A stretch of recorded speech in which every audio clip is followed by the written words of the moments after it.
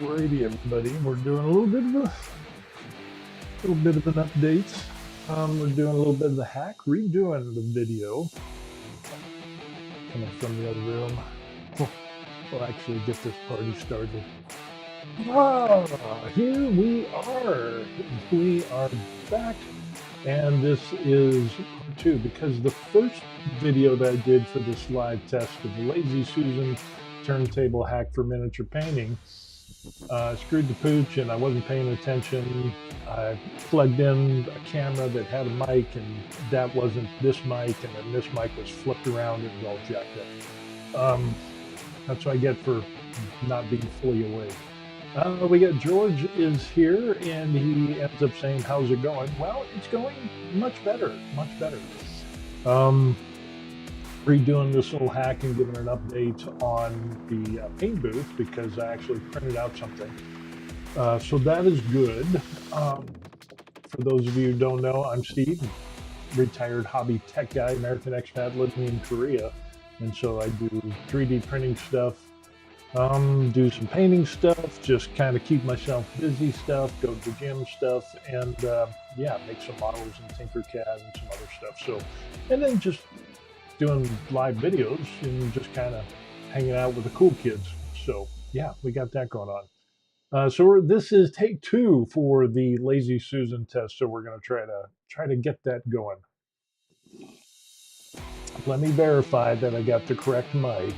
Yes, we do. Okay, we're good to go. So what we're going to end up doing is we're going to go over and we're going to take a look at the hack, which isn't really, it's a hack, so-ish.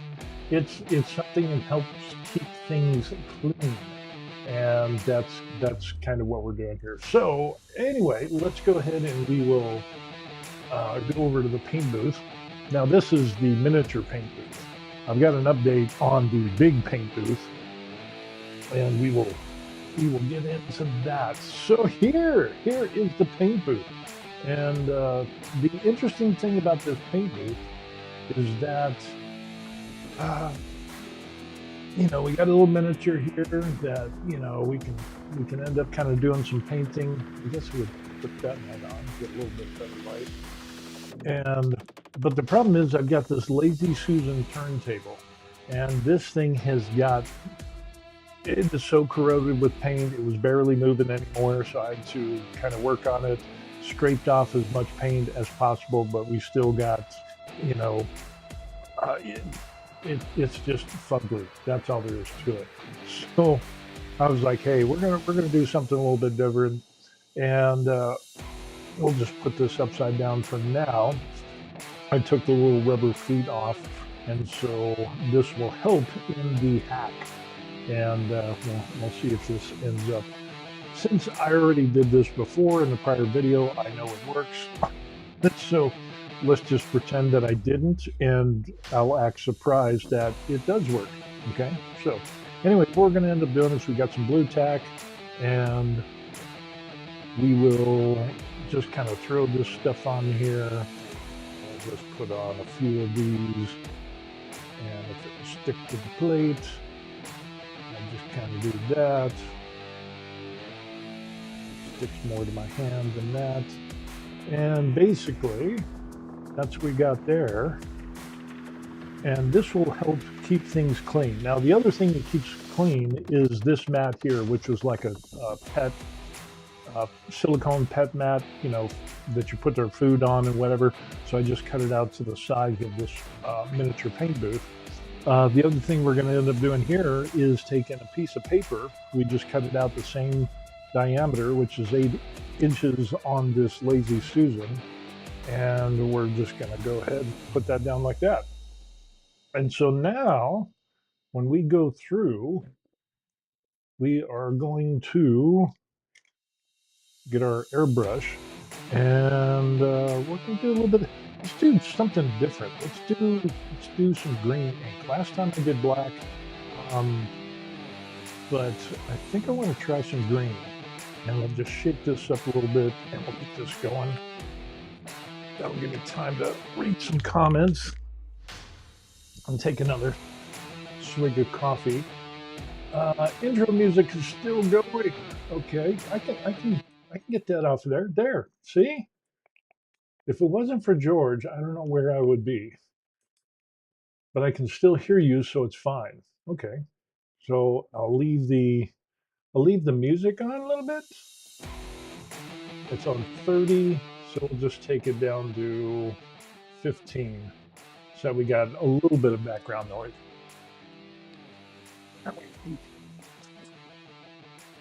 Keep shaking up our little green ink here. Now this was a resin printed model that we've got going on here, and yeah, this turned out, resin printing is crazy. But the big thing is we want to, uh, what we want to end up doing is keeping our turntable clean. So what I end up doing is we'll just throw a little bit of ink in there. We're good to go. And then now we're using that little no-name spray gunner, little compressor thing, which isn't too bad. I mean, I don't know. I think there's some better ones out there. So we'll just go ahead and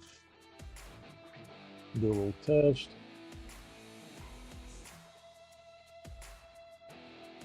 Bad. And we'll just kind of go and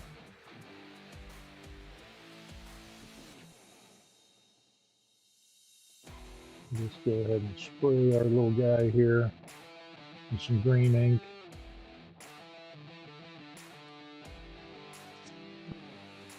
It's vibrating on the table too much. I'll just go through. I could do some little painting on this guy. And I'm not going to put the fan on because I'm not going to do much. But yeah, we can get some good ink on here. We'll just spray this a lot. And then basically what this ends up doing is that it allows us to get the overspray on the paper and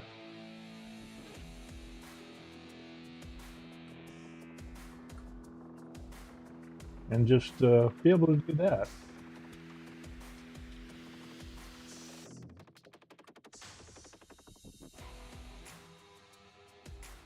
Let's see if we can get some little dots on here. Just a little bit of practice.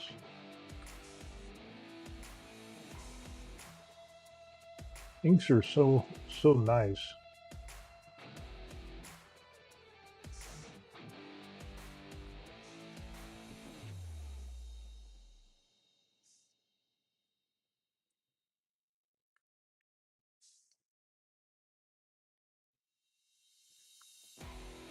So not bad at all.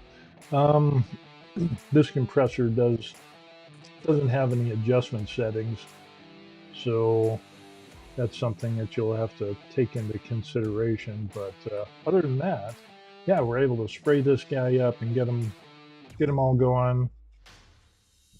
And we are out of ink already. Good to go.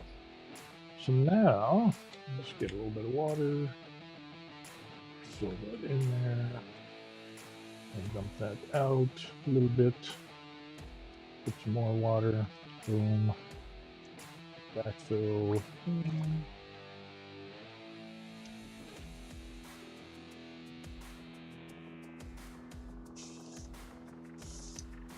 we're pretty good. So that's what we got going on. And with that, the cool thing about the paper is that once we're done doing our miniature, then what we can end up doing is just peeling the paper off. And we can throw this away and we're good to go. So yeah, that's what we got going on. Okay, let me just clean this up a little bit. Oh, do I have a paper towel? No, I don't.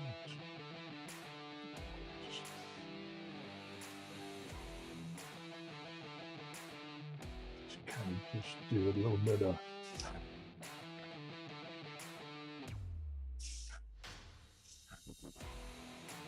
we should be good to go.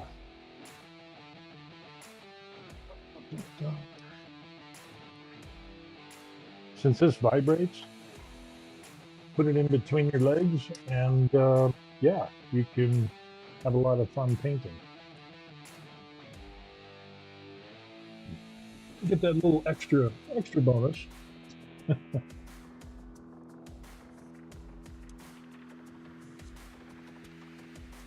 And we're good to go. Ready. So there is our little hack on what we ended up doing with our miniature and our little turntable, so that way we can keep this clean. I think that works out well.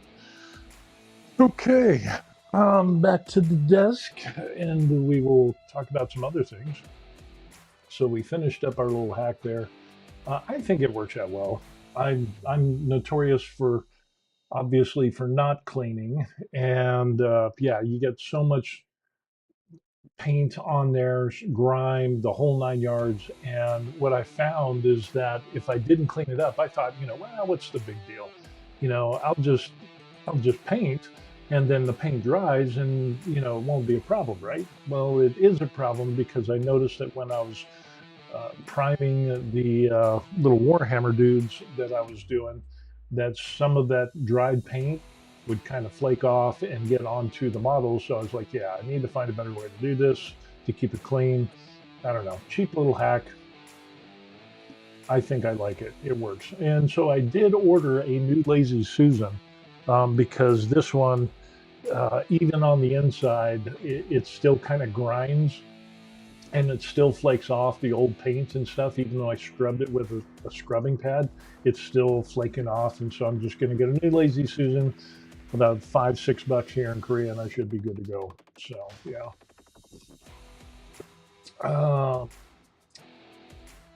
Let's see. George asked a question: can you clear coat that with a spray gun? Yes. Yeah. Um, Not a bad green. Yeah, green comes out pretty good.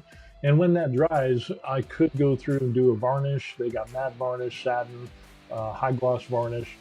You could do that, and that would turn out kind of interesting. It reminds me of the color of the Army men. Let me see if we can zoom in here real quick. Dun.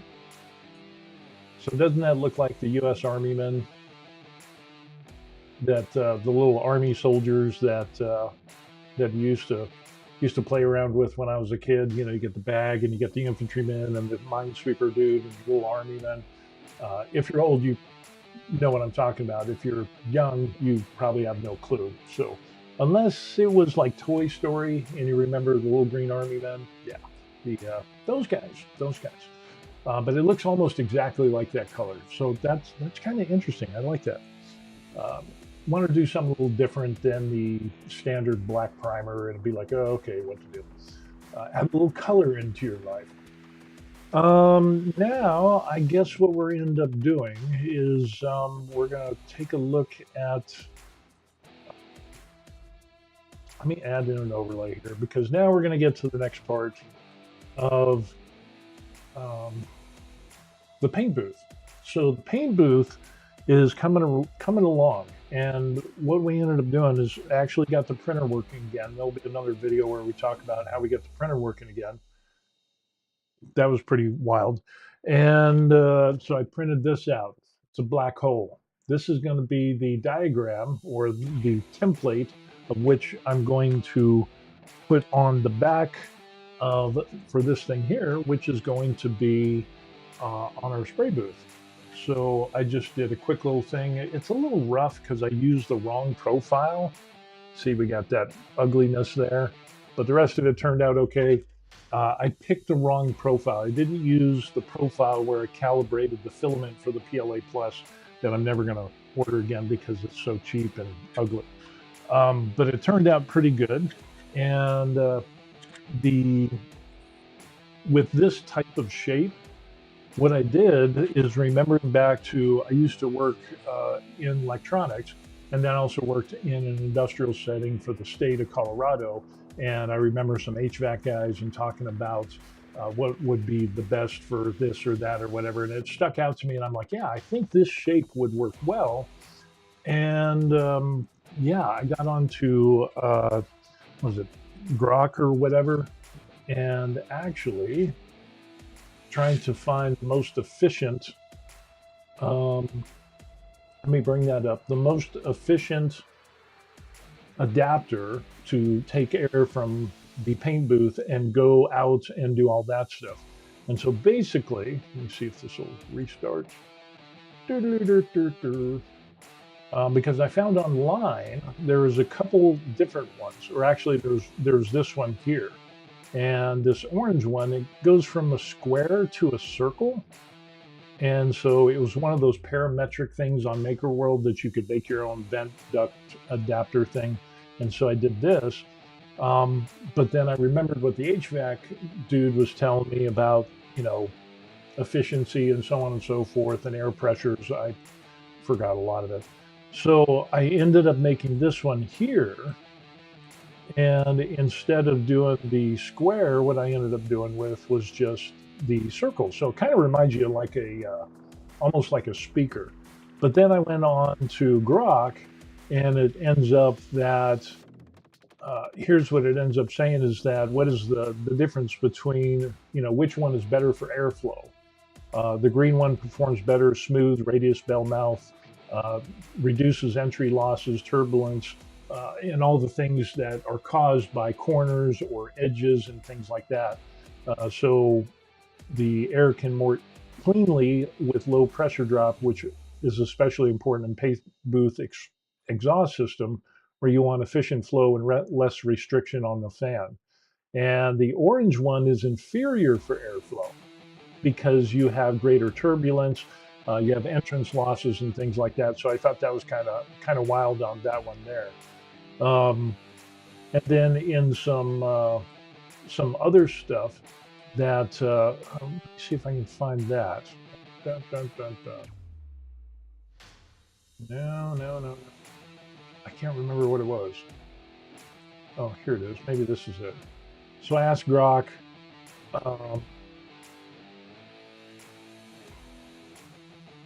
Is it? No, it's not that one there.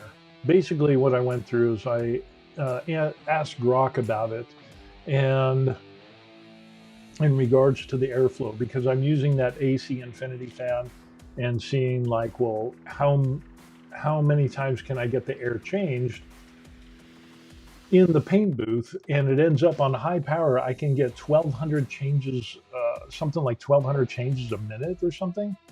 It's totally insane. Let me see if I can find that. Or, oh, you know what I can do? Search airflow. Or just put air.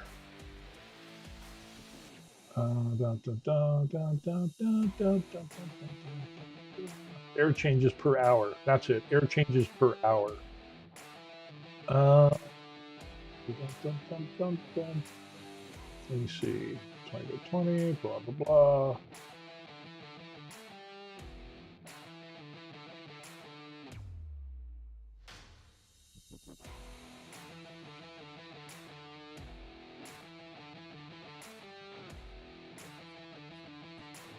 Is it?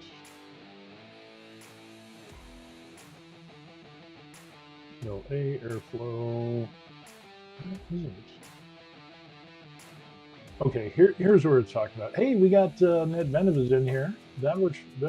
They're here. Howdy. Good to see you.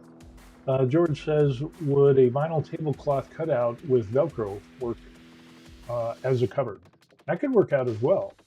And the other thing I was thinking about doing for instead of using paper and with a little blue tack that we see on there, the other thing I was thinking is get another silicone mat and then cut it in the 8-inch diameter circle and put that on there. And then silicone's easy to clean as well, kind of like what we have on that mat that's there. That silicone mat is awesome because that allows you, that thing can get all crudted up and it's easy to take off that dried paint. So yeah, there's that. But yeah, I've got the AC Infinity fan, the Cloudline Pro S6. Will give, according to Grok, way more than enough. Let me see. Let me bring this up. And I knew it would because it's used for like grow houses and growing various types of herb.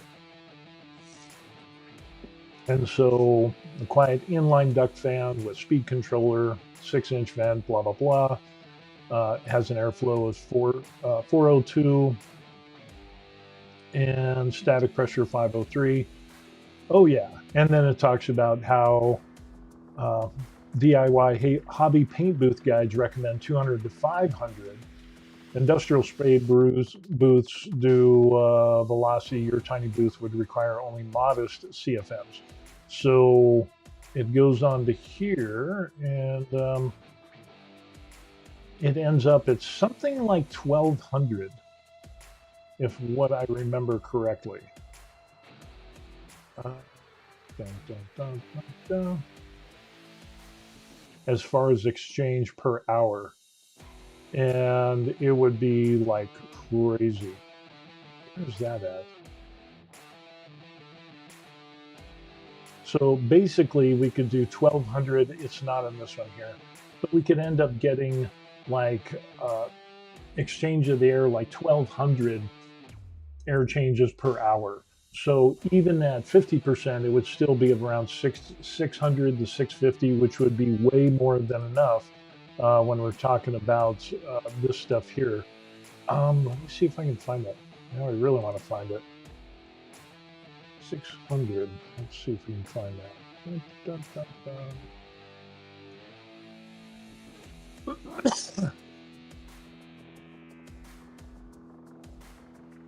Yeah, the airflow.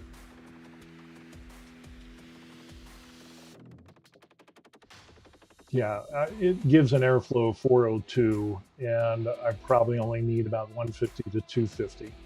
So yeah, it's going to be pretty good. Look up the Gemini thrusters. They still use that design in HVAC to that day.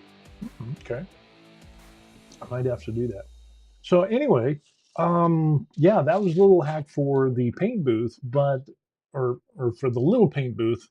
But now what we're going to end up doing is we're going to show you how this is going and where this is going to go on the paint booth. So I printed this out as a template, so that way I could draw a circle the same diameter on the back plate, and I guess we'll just leave this here. And we're going to try doing the phone again. We'll see if we get the phone going. Keep your fingers crossed. Ta-da! No? Yeah? No? Seriously? Really? Why is and I don't want that. Switcher. Seriously, really. That's what I get for having my VPN on. I was doing some shopping and I used my VPN. So anyway, basically, you're going to have the... Seriously, really? It was working yesterday. Of course, I didn't have my VP on yesterday.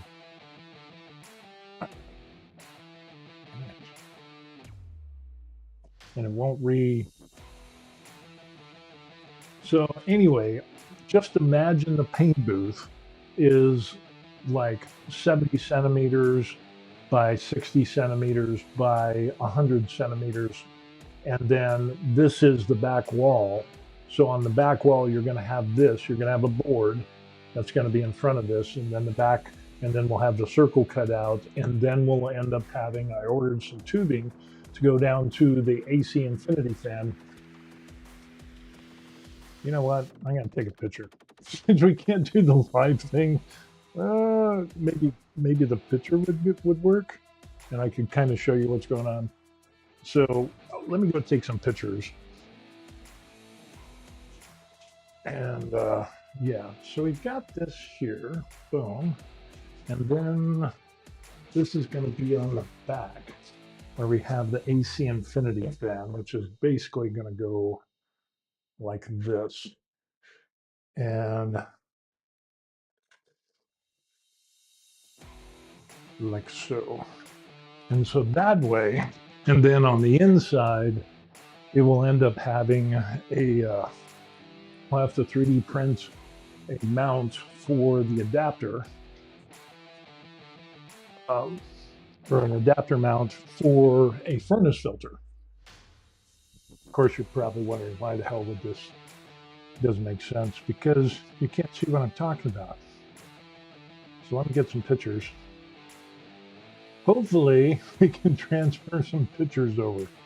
Dun, dun, dun. And we'll see. Fingers crossed on the airdrop. Yes, there it goes. Okay. So, here's what we take a look at. Boom. So there is the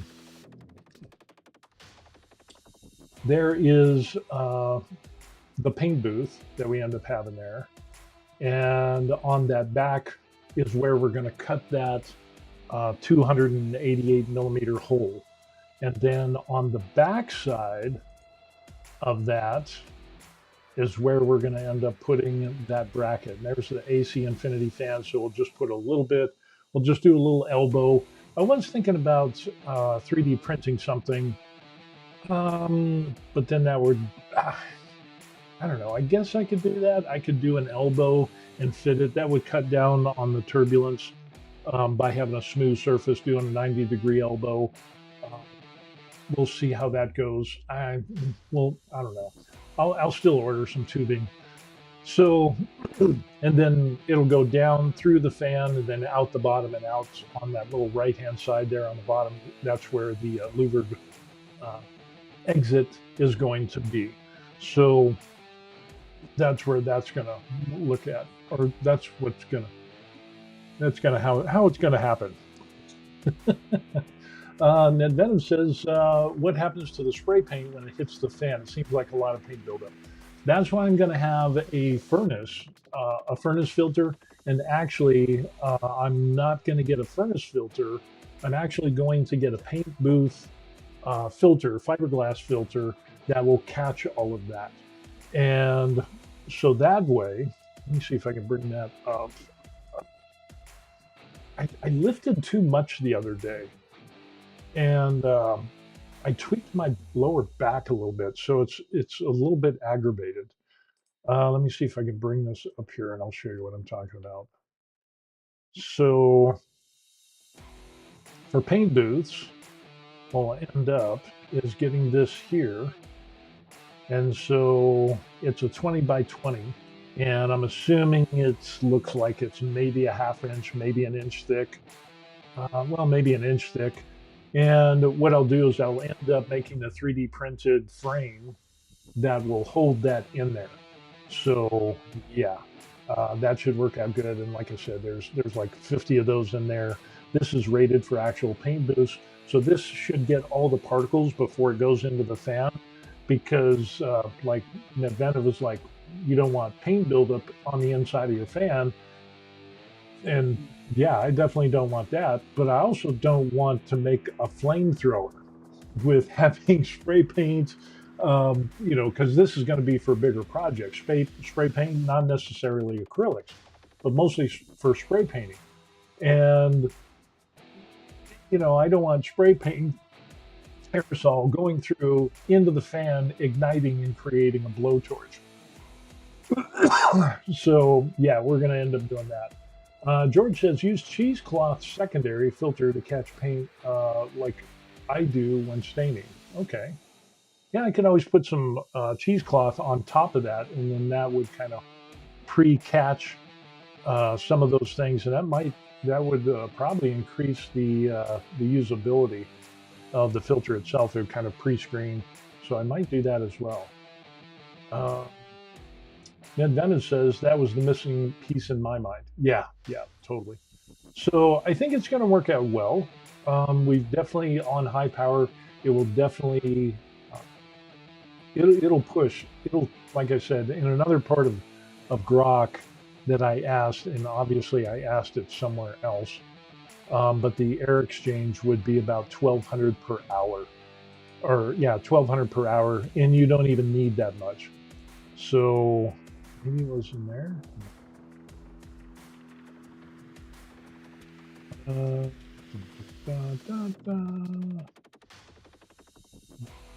let me try this.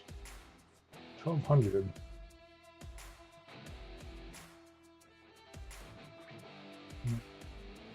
Oh, I must have done it on my phone or my tablet. It's either my phone or my tablet. I'm not sure. Let me see. As far as the no.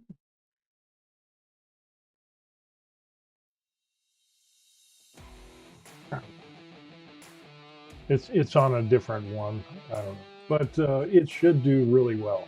So I'm kind of looking forward to that. And that's a, the other question I have is how loud is that going to be as far as like decibels? So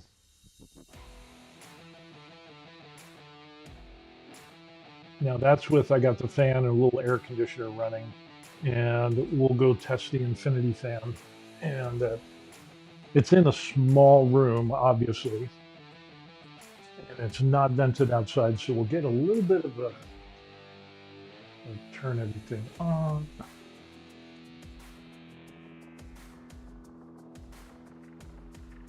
And we're at 40.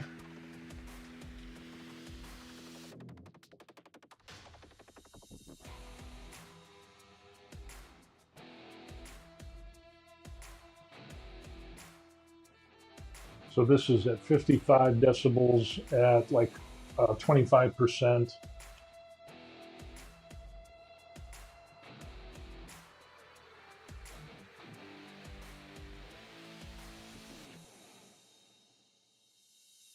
Now it's at 64 decibels at 50%.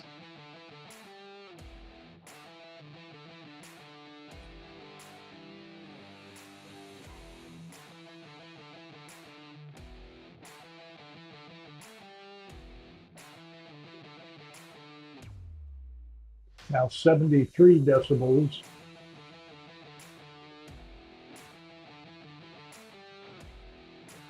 And get it up to as high as it'll go, 100%.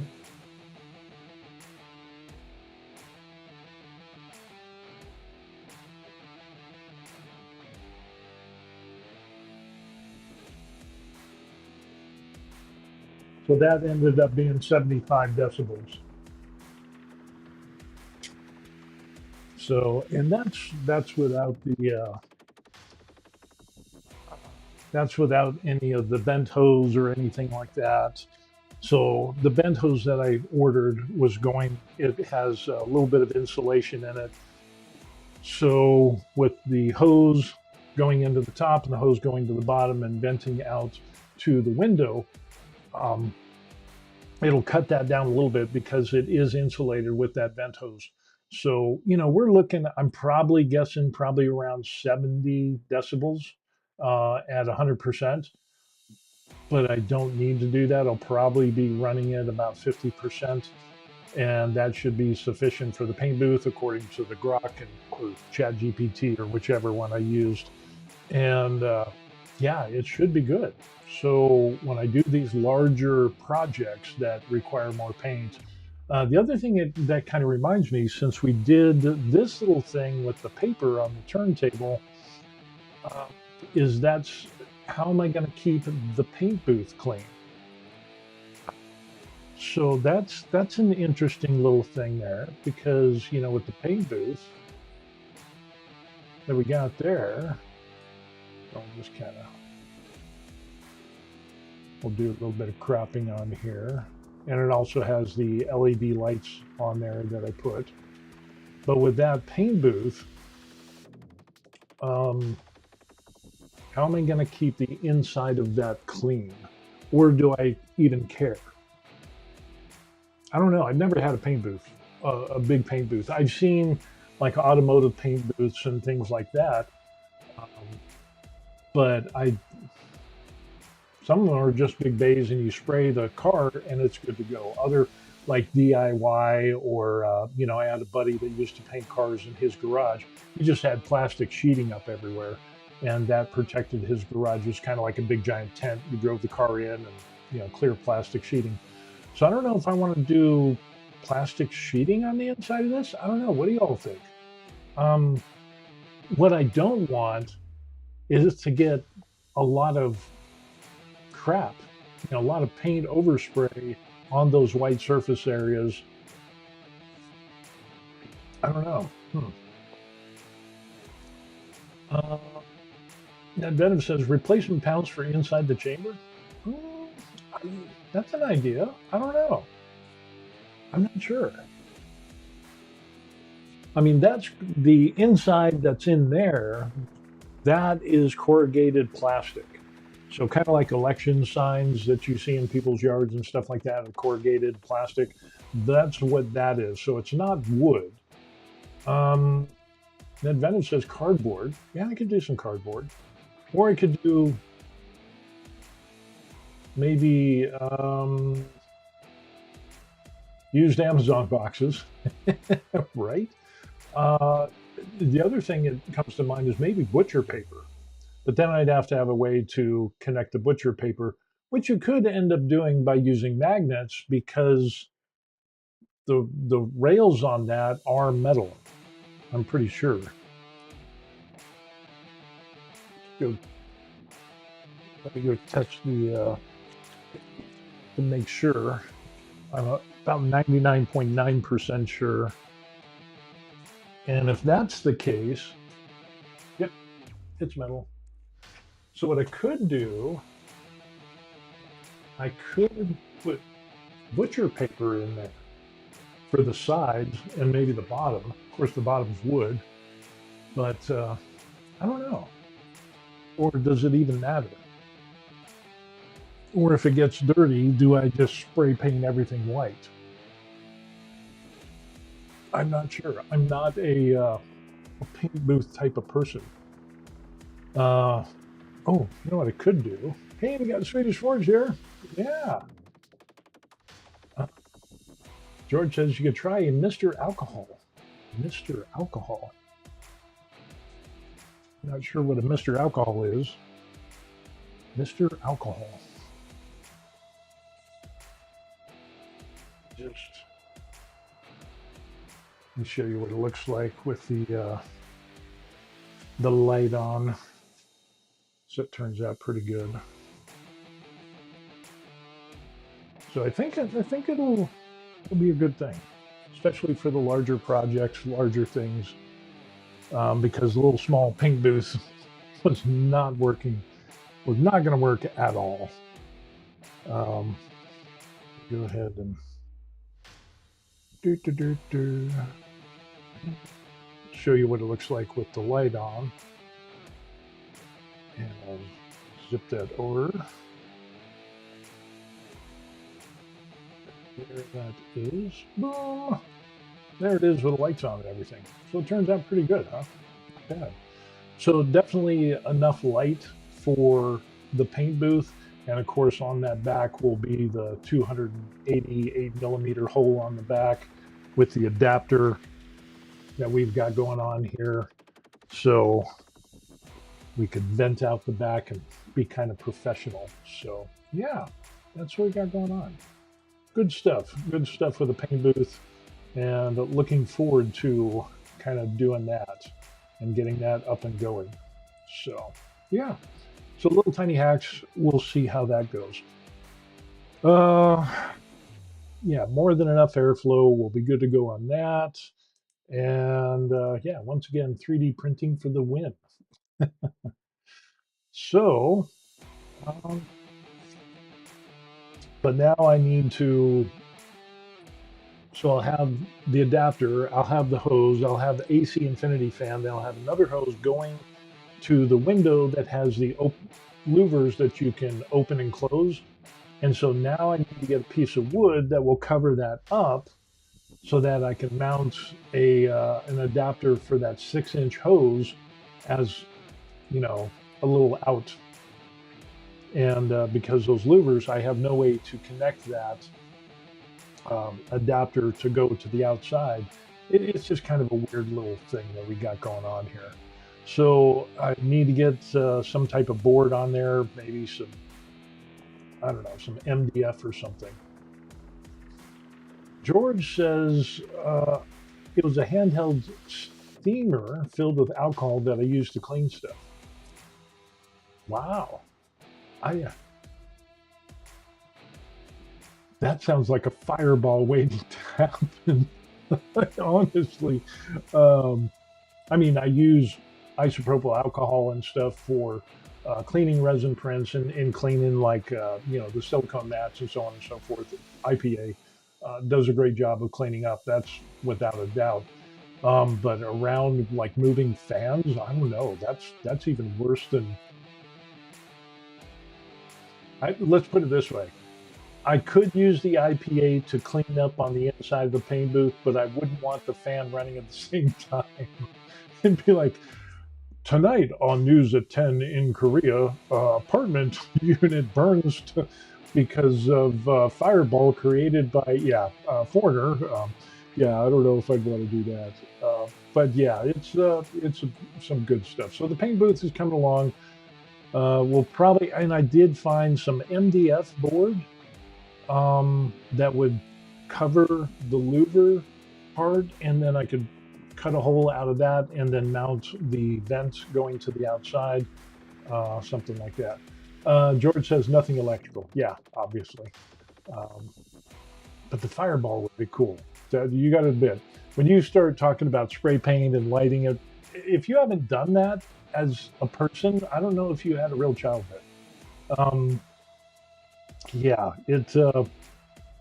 you're just missing out. It's kind of like, with the spray paint or the bug spray or whatever, lighting it on fire and having your blowtorch.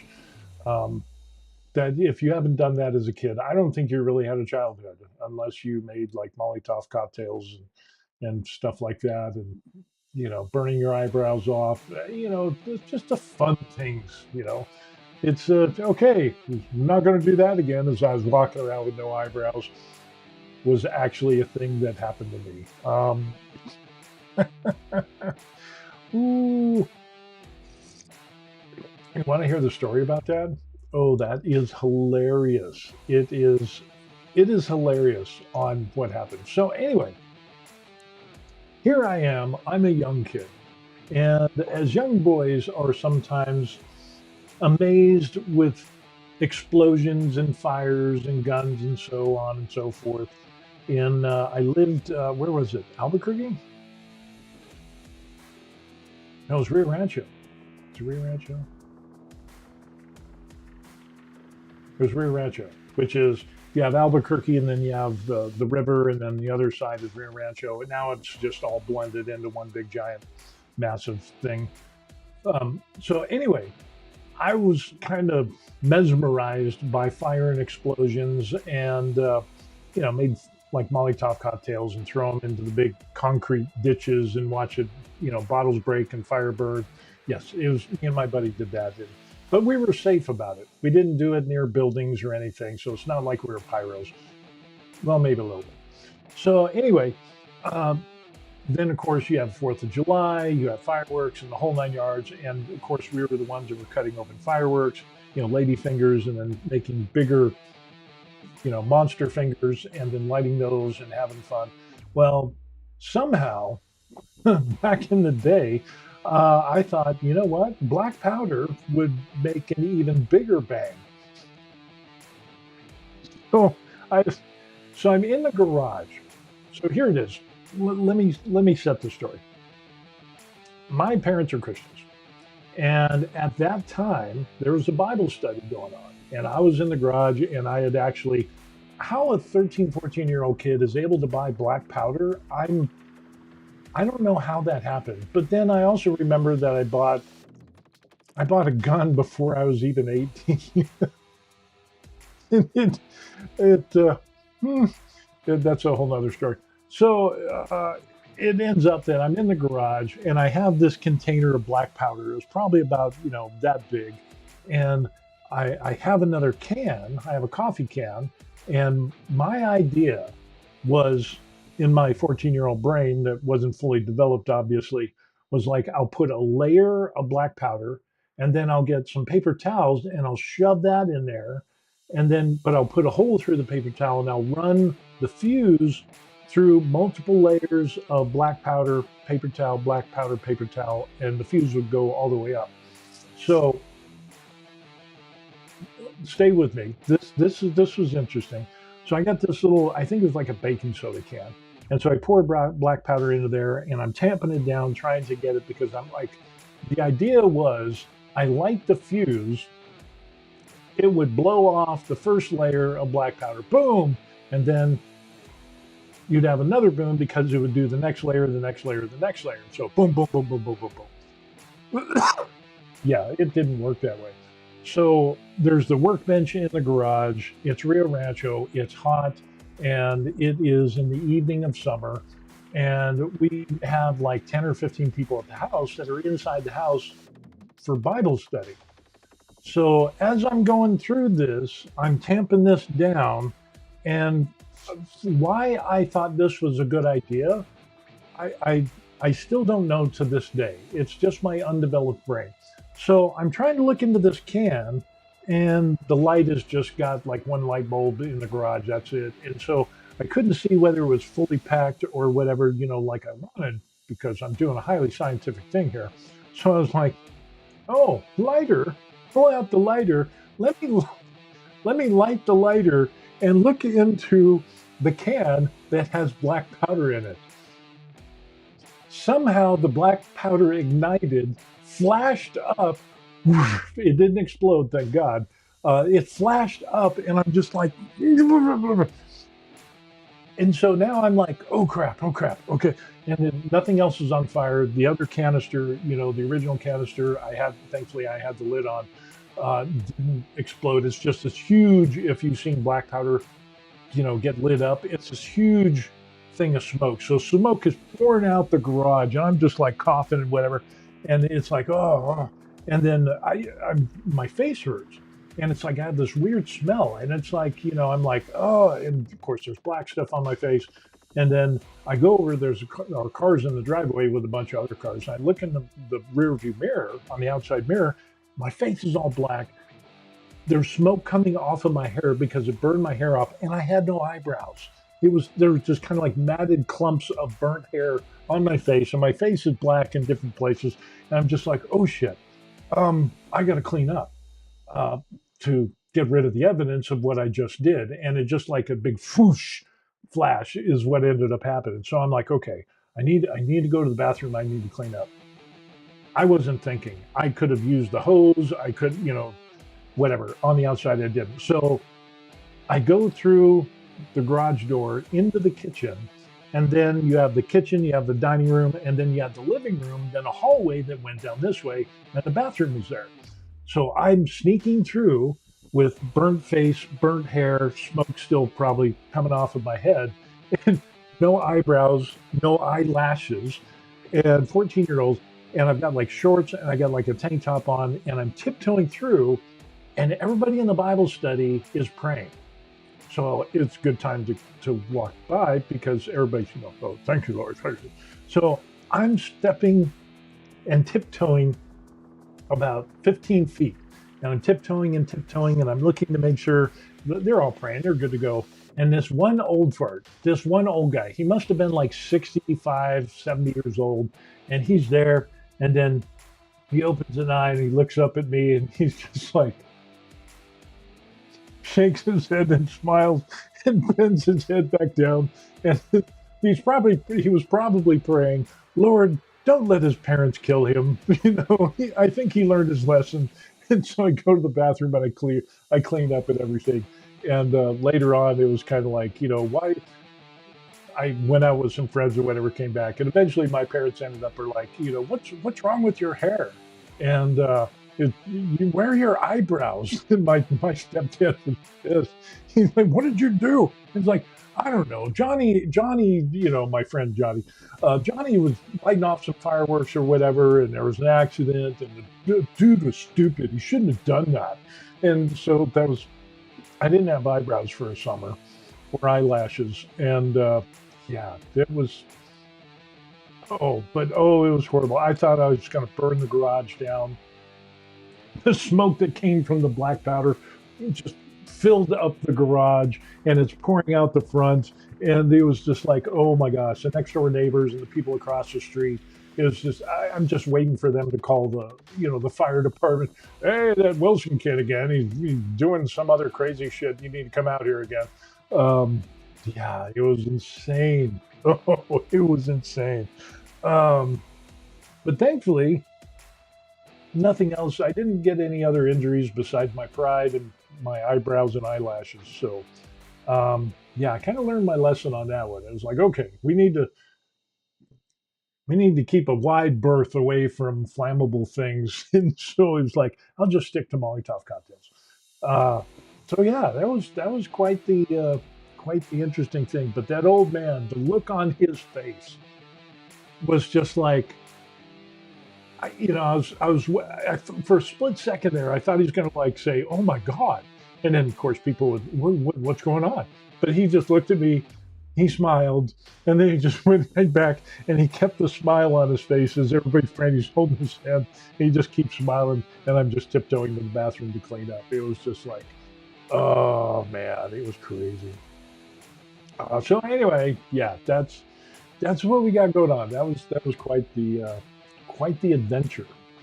But it's not like I did some other crazy, stupid stuff as well. Told you how I like Spider-Man, right? And eventually, now that I got the 3D printer going, I'm going to be printing out Spider-Man that's going to go up on the wall about right up there. So we're going to do that. But Spider-Man, as you know, that was my first real superhero that I adored. It was like I could relate to, Spider-Man, and it was like, oh, okay, hard home life, blah, blah, blah, the whole nine yards. So I had a real affinity towards Spider-Man. So this was before the black powder incident. And we lived in Albuquerque at this time. So we lived in Albuquerque in another house, another garage. Yeah, there seems to be a theme here with garages. I just shouldn't be trusted around a garage. And so I thought, I want to be Spider-Man. So I'm thinking, he shoots the web, and he swings and all this stuff. I'm like, well, obviously I can't shoot webs, but I can swing if I get some rope. So we have some rope, and I'm like, like the clothesline rope, I don't know why my stepdad had that, but he had a couple things of that. So I was like, okay, well, what I'll do is I'll get a ladder. And I climb up the ladder and I tie it onto the truss in the garage, which is open. Okay. And so I tie it there and I take a long piece of it. And I'm like, what I'll do is I'll tie the rope, I'll cut it and tie the rope around my wrist.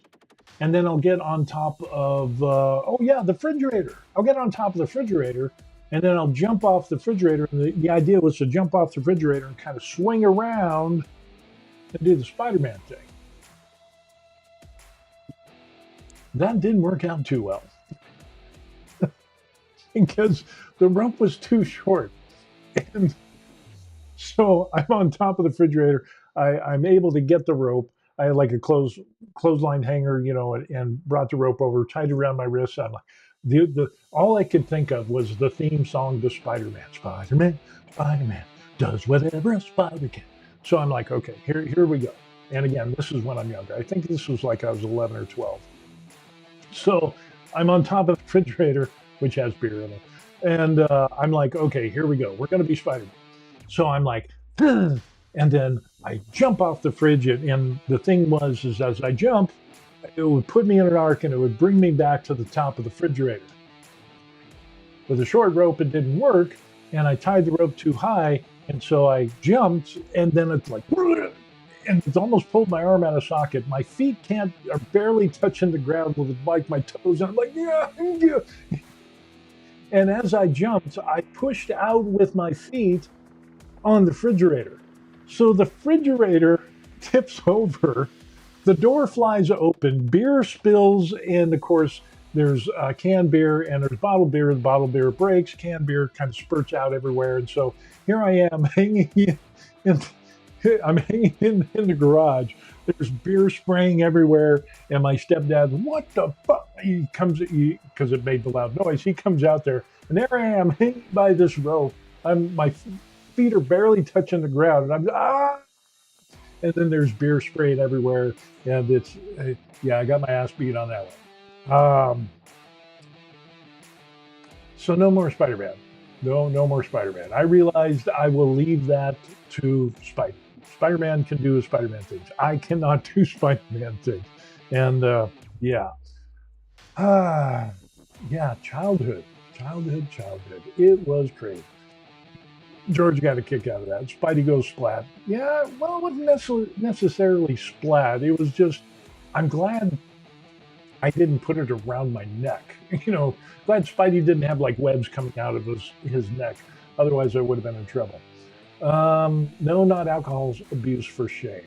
Yeah, it was definitely alcohol abuse. And my stepdad at that time, which was a different stepdad. No, it's the same stepdad. He was pretty pissed. Yeah, that he was pissed. I got my ass beat on that. Ned Venom says, "That explains much. I know, right?" It's like, now we know why he is the way he is. And yes, so in other words, with all of that said, when I joined the army, they're like, "We need somebody like you." So it's what? You did what? You like things that blow up? Uh, Come right on in. Don't worry about your juvenile record. That's sealed, right? Right? It wasn't anything really serious, right? Right? And so, history in the making. And so now I just stick to safe things like 3D printing and painting miniatures. No, I do have a little fire thing. This is the only fire thing that I'm allowed to have. Is a little so, but I have to be very mindful of how I use the fire. So, yeah, I think, and I think I just need to get a heat gun instead of the blowtorch thing. So for 3D prints and possible stringing or whatever, or if I'm going to heat up the PLA and move things around or whatever, it's like, yeah, I'm thinking about getting a heat gun. So, yeah, because that still makes me nervous after the garage blowtorch black powder thing that we had going on in the lighter. Yeah, lighter and black powder don't go together. George says, explains the extra measurements. So yeah, yeah, but it all turned out well.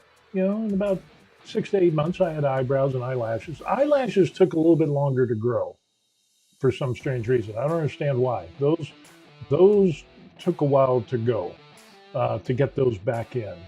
But the eyebrows, yeah, that's the rest of that summer was pretty bad. My friends were constantly ribbing me about what was going on with that. It was not fun.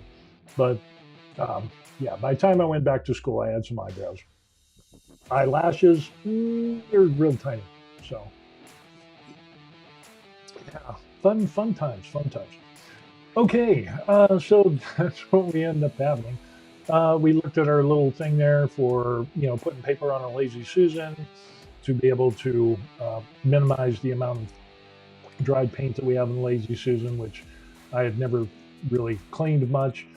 So we got a new one coming in. We also talked about the status of the paint booth, the big paint booth that we got, and how we did the little adapter for that, and how we're going to order. As soon as I get my lounge, I'm going to order the tubing, the vent tubing, and the fiberglass filters for paint booths. So we'll get a number of those, and then I'll take George's idea of getting some cheesecloth to put over that to kind of filter out some of the big stuff and try to prolong the usage of those fiberglass filters. And so all I'll have to do after that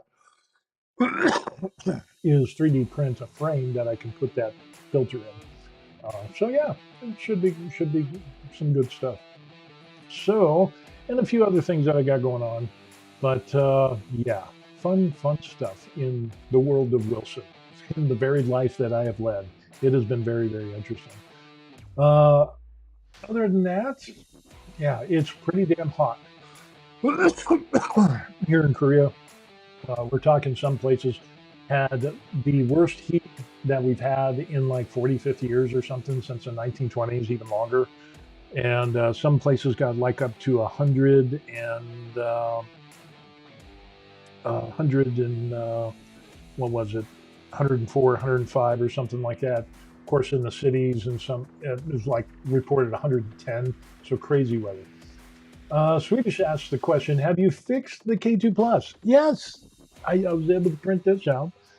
Um, it was a variety of things, and I guess we could talk about that as well. It bricked with multiple errors. I ended up actually getting 6 errors on this, and so you can kind of see that there. But yeah, leveling sensor crapped out, Z homing this or that, abnormal resistance on such and such and something else. And then so it had multiple errors, and I would shut it down, redo the calibration for auto leveling.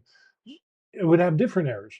And so basically, what I ended up doing was, oh, we got Da Vinci. Hey, Da Vinci, what's up, brother?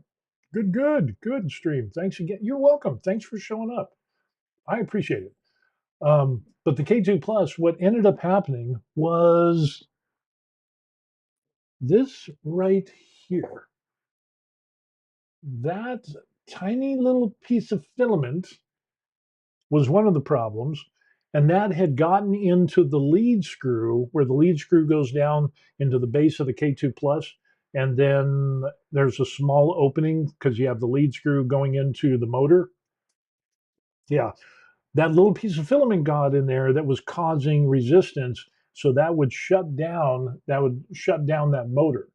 So it would run through the calibration and do the points and to get the bed mesh. But when I got to the top right or front right, it would like bind up enough and it was like and then it would stop. The other errors that I ended up having on top of that ended up being the cable chain that goes from the tool head to the board. And then there's a little bit too much pressure on the cable that created I did a little thing the other day, and that was exactly what ended up happening. Is it this one? Yeah. But basically, what ended up happening is that the cable, you have the connector, and then the cable is cranked at a hard U turn. And that puts tension on the wires that are on the Bendix connector. So, what I ended up doing is clicking and cutting off the zip tie and giving it a little bit more slack. So, it was a little bit more of a straight run and tested everything out. And boom, and then I, of course, unplugged everything and then replugged everything in to make sure that it was good, make sure everything was set, and yeah, we're good to go. Um, so yeah, that was kind of crazy. That was hard to find the root cause there. So well, it's actually two things, maybe three things. The cable chain cable, the connection either on the tool head and or the board that's on the side of the K2 Plus, and then on the back side of the K2 Plus, I just undid and reconnected everything. That took care of the problem there. But I actually think it was the cable chain that was the main culprit.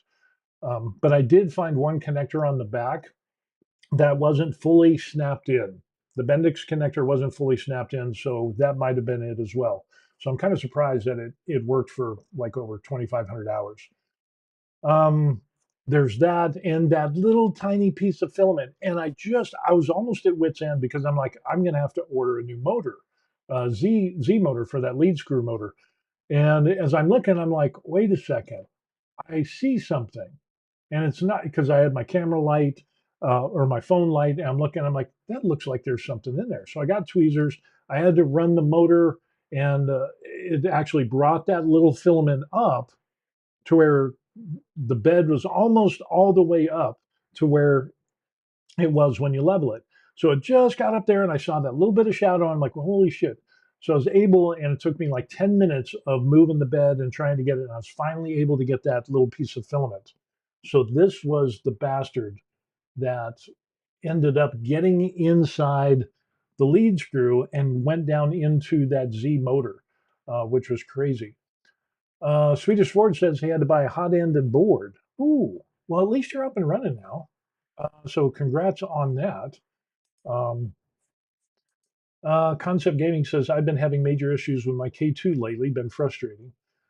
Look at your connections on your boards.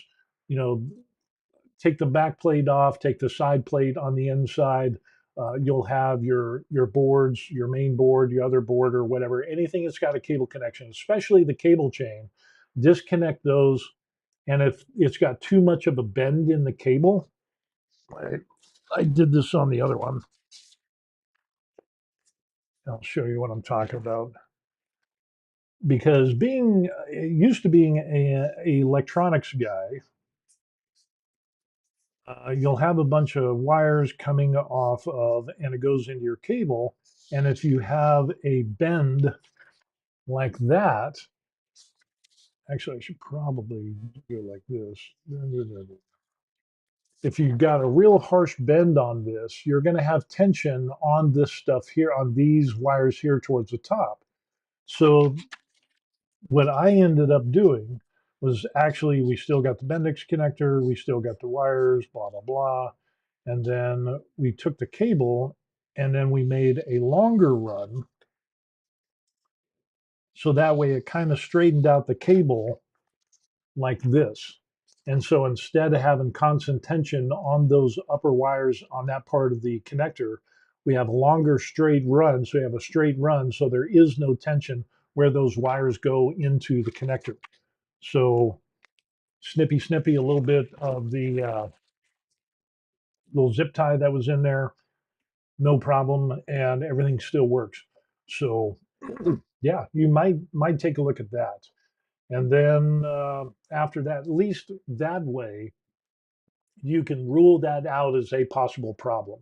Now, it still could be a problem where it is the cable itself is messed up.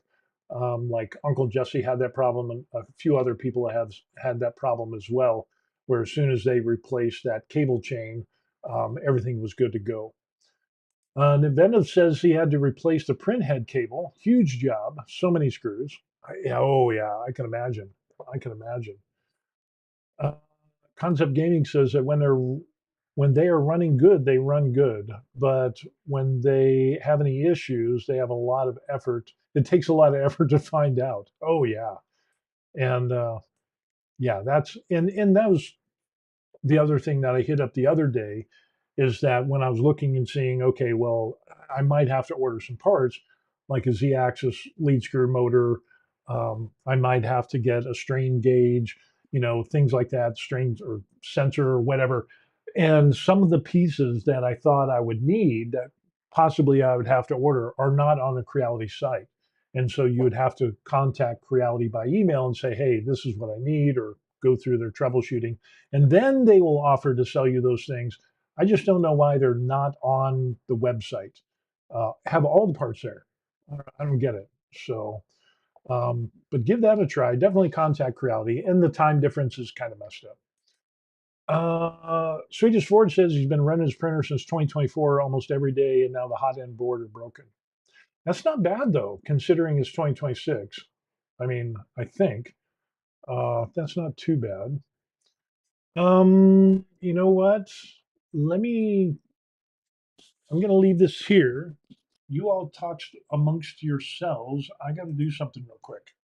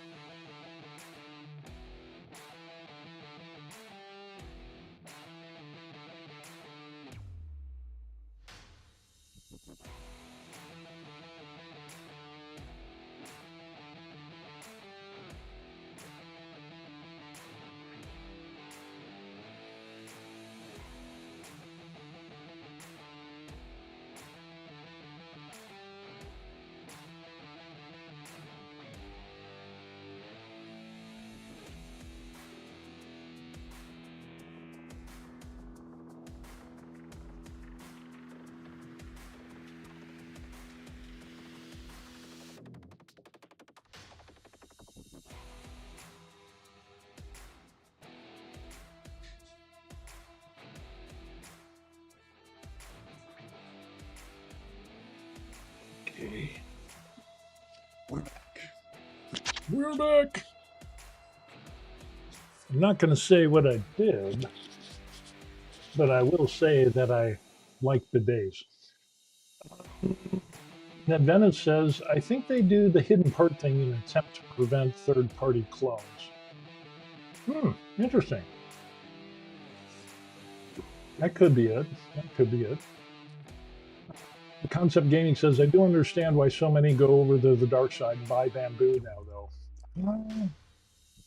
Yeah, I get that, and I'm thinking I'm thinking about getting the H2S bamboo. So, because of the large build area and stuff like that. Ned Venom says, thanks for not taking the mic with you. You're welcome.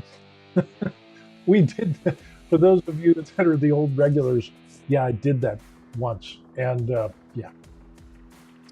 So, Swedish Forge is asking Spider Man print? Of course.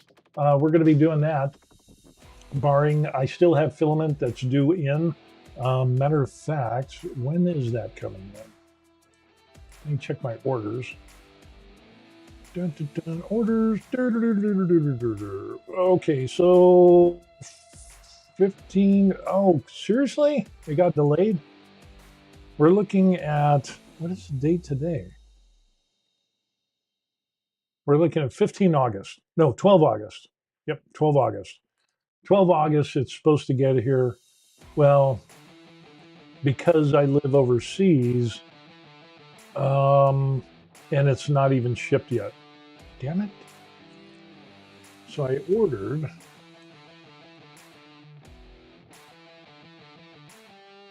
So I ordered two of those and August 10th, but the other one says August 12th. So I'm not sure what's going on, but it hasn't even shipped yet. And the problem with that being here in Korea is that it says it will get here like on the 10th, or the other one says the 12th. I'm not sure why. Ordered them from the same vendor. Is that it'll get shipped from the United States and eventually it'll get to like San Francisco, or it'll ship out of Chicago or something like that, and then it'll head overseas to Korea. So when it says it'll arrive, it means that that is the last United States post office that it's going to be at, and then it's going to there it's delivered to the military postal system, which takes it from like California and then goes and gets to Korea, so it doesn't count that time in there. So it'll be a few days after that. That's why I'm saying probably about the 15th, sometimes a week, week and a half. So it's going to be a little bit before I can do the infamous Spider-Man print, which again looks awesome. The Spider-Man print is going to be awesome. That's all there is to it. And here is the, that's the one that Swedish Forge is doing. That is going to be so cool. And that's going to go right up about right there for me. So yeah, we're definitely going to print that out. I just got to make sure I don't try to swing around on a rope like Spider-Man. I think I learned my lesson though. So, but yeah, we're definitely going to print that baby out. Yeah, but I'm going to go back to PLA. This I went super cheap with this. It was a local Korean PLA Plus, and holy crap, I just don't like it at all. It's really inexpensive. It was kind of a bear to dial in, and I don't like it. It's just, I don't know. Something's wrong with it. It just, I don't know. I just don't like it.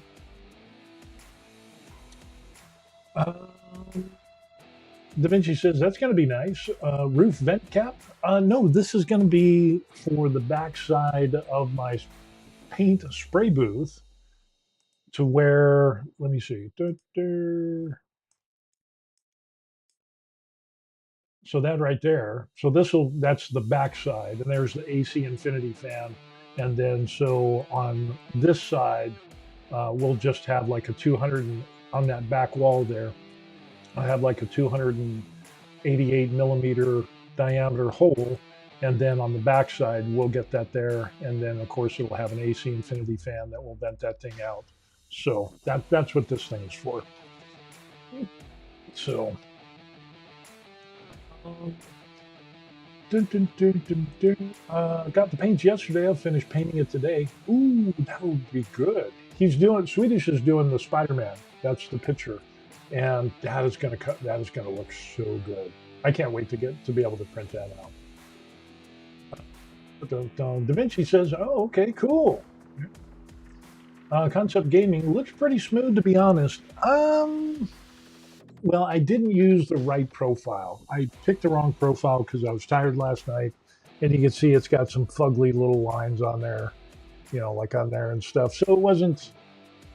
I just don't. There's. I had some clogs with it, and I've got the Micro Swiss hot in. I haven't had a clog like the first 400 hours of the K2 Plus with the stock hot end. I had a bunch of clogs, clog nozzle, this, that, switch it out, cold pull, the whole 9 yards. I kept having clog problems with Creality filament. And I'm like, what the hell? I calibrated the filament the whole 9 yards. So then I ended up getting the Micro Swiss hot end, and I haven't had a clog since. And I've used eSun, I've used Polymaker, I've used Creality. What else have I used? I did some ABS way back a long time ago. I haven't had any clogs since. I started doing this stuff, and I ended up got 2 clogs. And then I had some other ones where I was starting a print, and it was printing, and you could tell that it wasn't 0.2 millimeters, that there was a clog. So I just stopped the print. I, did a cold pull and then put some other filament in there and forced it through. And yeah, so this stuff has got there's some shit in here that's the quality control is lacking. Let's put it that way. But yeah, I'll never order that. And I ordered it because it was cheap. I'm cheap, but I'm not easy. To be honest, now that's a sun hat for you. Yes, indeed, it could be. Could be a little bit of gives a little bit of venting. Maybe I could put it like that. So yeah, we could do that. Concept Gaming says I bought some cheap filament recently, and that's why I think I've been having issues. Yeah, I try to go cheap, but to try to save some money. But honestly, I think I'm just going to stick with Polymaker PLA. Some other people like eSun a lot. There's a guy named Gary on one of the 3D printing pages on Facebook, and he does really big models. He does the Hulk. He's done like Star Wars character full size, and he uses eSun and Polymaker. So I kind of took his lead, and I was like, well, let me try the Polymaker, and it's been great. I mean, it has really done good. So yeah, this could work. I just need to put a little string around here, and that'll work. So, yeah, I'll never order that cheap Korean, and it's not even Korean. It's Chinese, obviously. They just got it in Korea, slapped their own name on it.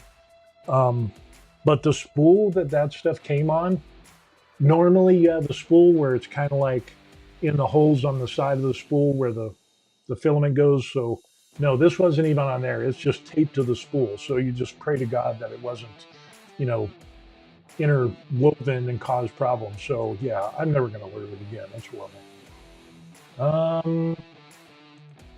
It says, bought some cheap filament recently. I think that's why I've been having issues. The brand was called Sliced. Okay, I'll make sure I'll stay away from there. Square Hat, SpongeBob Square Hat. eSun is good too. Yeah. And I think the reason I like Polymaker is because I can get the 2.5 and 3 kilo spools, and that works out really well. So I like that. And when doing larger prints, it's just one less thing that I have to worry about. So in having multiple spools, I mean, I do have my CFS, but honestly, it's the 2.5 and 3 kilo spools of filament. It just set it and forget it and go. And I did get the, what is it? The Infinity Spool Changer, where you got 2 spools and one runs out and then it automatically, I picked that up. But I haven't had to use it because usually you know, 2.5 or 3 kilo spool of filament, I can print whatever I need to print. So, and like with the Spidey Man thing that we got going on, I don't think we'll have any crazy stuff. Let me pull that up. Recent projects. Spider-Man. Spider-Man. I can't wait to do the Spider-Man. That's going to be cool. Dun, dun, dun, dun, dun, dun, dun, dun, dun, and boom. There we go. So that's the Spider-Man thing. I was able to combine a number of parts on different plates. And if we 2, 3 walls, 3 loops, 3.75 adaptive cubic, I think we'll be good to go. All of that, top Z distance 0.28. We should be good on this. Of course, there's no prime tower, so we don't got to worry about that. If we slice all these plates, let's see. George says, I buy cheap filament, but I try to do my homework first. Yeah, I get it. Yep. I guess I'll get rid of that because that's from an old video. But yeah, the Spider-Man thing is going to be cool. I'm really looking forward to that. That's going to be a good one. And it's so simple, you know. You're going to end up having paint some red, paint some blue, do some black for the, you know, and some white, and maybe a little bit of airbrushing with some darker blue and some darker red, maybe some highlight with some brighter red or whatever. But that would be a pretty good little project. So I'm really looking forward to that one. You will love the print spider. Oh yes, I will. Thank you very much. That is going to be the bomb. Concept says, yeah, I found the sliced filament was taped to the cardboard roll too. Yeah, that's what happened with mine. I didn't know it until I ran out and jammed the filament line with the tape. Oh, seriously? Jammed the filament line with tape and paper from the cardboard. Man, that's jacked up. I kind of knew once I saw the tape on holding the on. I knew it was like, oh, this is cheap shit. So I knew there was going to be a problem. It will be your biggest print. Spider-Man, as far as biggest print, will it be the biggest print? Well, we did the rifle up there. We did the, where is it? We did the big giant sword. And then but as far as like big, but I mean, this is significantly big. So, I mean, this is a big print. But as far as like big, and character-wise, that will be the biggest. I think that's the biggest one there. I did do. I've got another sword. The chain sword is. I still need to paint that. That's on the pile of shame. I still have this Frostmourne sword that I've got. I've got the chain sword that we've got going on here, but I do need to paint this. So, but these are smaller than the big sword up there. So, yeah, I just need to go through and I need to do spray paint and get this stuff over with and be good to go. Oh, and then I have the Omniscient axe. Is another one, which is another one that I haven't painted. I did a little bit of work on this, but so there's this one here, and I've done a little bit of painting. I did the brown and the gold. I need to go through. I need to kind of sand this out a little bit. But we'll do some silver on here, like metallic silver on these pieces. And then, of course, this is all going to be bone colored.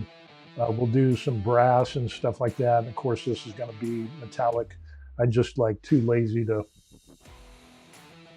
tape this off. So, but the Spider-Man, I guess, will be the biggest figure that I've done. or will do so far. So yeah, that would be, because it's about 60 by 60 by whatever it is. It should look pretty good.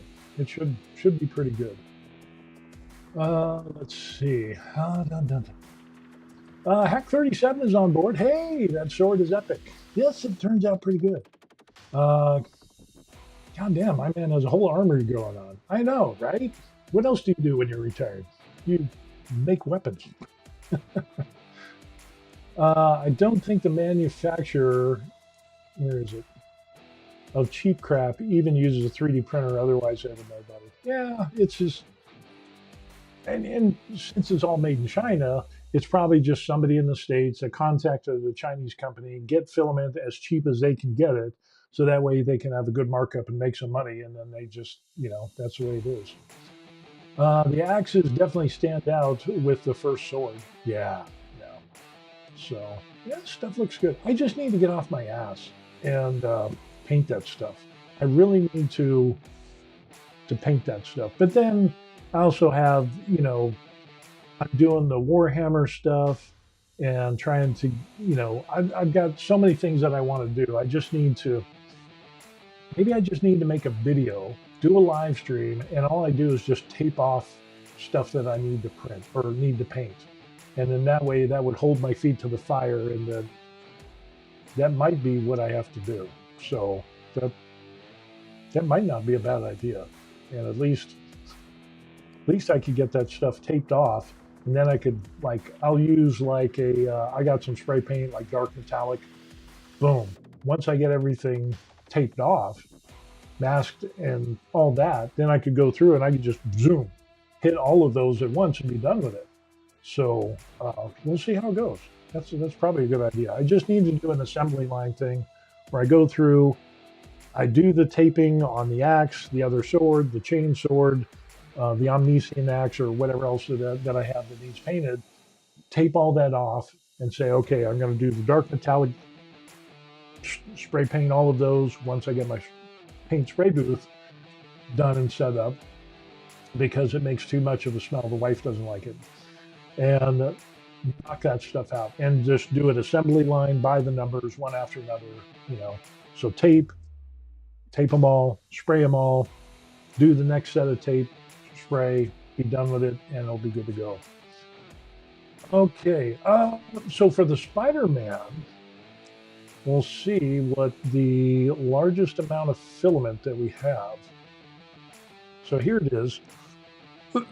We should have a total of 2,902 grams, which is pretty good. So you're talking about 3 kilograms worth of stuff, minimal supports, and it's going to cost $58 in filament.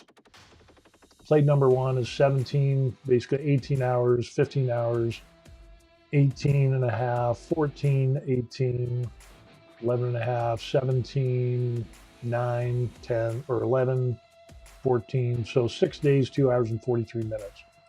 But like for individual, like this one here, it's going to be 347 grams. And then this one, it's going to be 257. So those large 2.5 to 3 kilo spools really just make it nice to be able to just boom and put it in there. So yeah, we got that going. Okay. Ooh, what do we got here? We got some issues here. So that's going to be a little bit in the way. So let's see if we can just rearrange that, and we should be good to go. Okay. We can just move that a little bit out of the way. What other one had problems? Oh, it's not going to reslice everything. So anyway, yeah, I have printed the gray primed prints. I feel your problem. Plus, I also need to sort out my spray booth, as SMS paints I have do stink. Yeah. Yep. Swedish says those are some long hours. Yeah. As soon as it finished slicing this plate, it could end up. I went off the recommendations that you gave me for this guy, and let's go ahead and see a little bit into this. Come on, hurry up.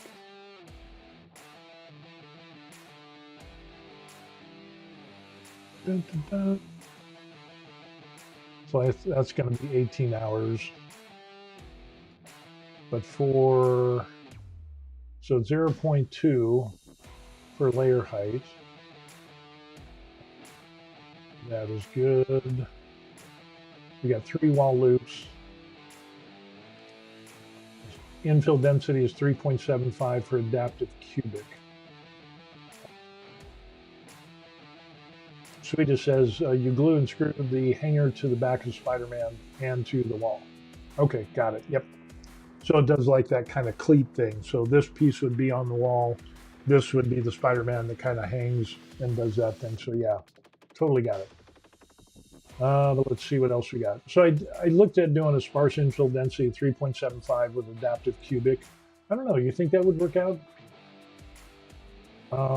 If we look in this thing, because it's just a, I mean, it's just a model. I think that should be good for the infill. 3 walls. I'm not going to do a lot of sanding on it. So I think that should be good enough there. Let's see, overhang speed, blah, blah, blah. That should be good. Did the same thing there. We'll do your recommendation, Swede, on the top Z distance 0.28. So we'll do that. And top interface layers, did you do 2 or did you do 3 on those? Let me know on that, on the top interface layers. The default is 2.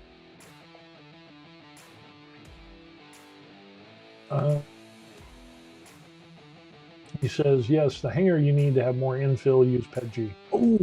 Oh, totally. Thank you for that. I didn't even think about that. So yeah, I'll do a separate plate on that and we'll do PETG or whatever. So top interface layers 2. Okay, good to go. Other than that, everything else is default. We should be good. And I think that's it. Of course, there's no prime tower because we're not doing colors. And we should be good. So we'll see. We'll see how that goes. So I'm looking forward to it. So yeah, we need to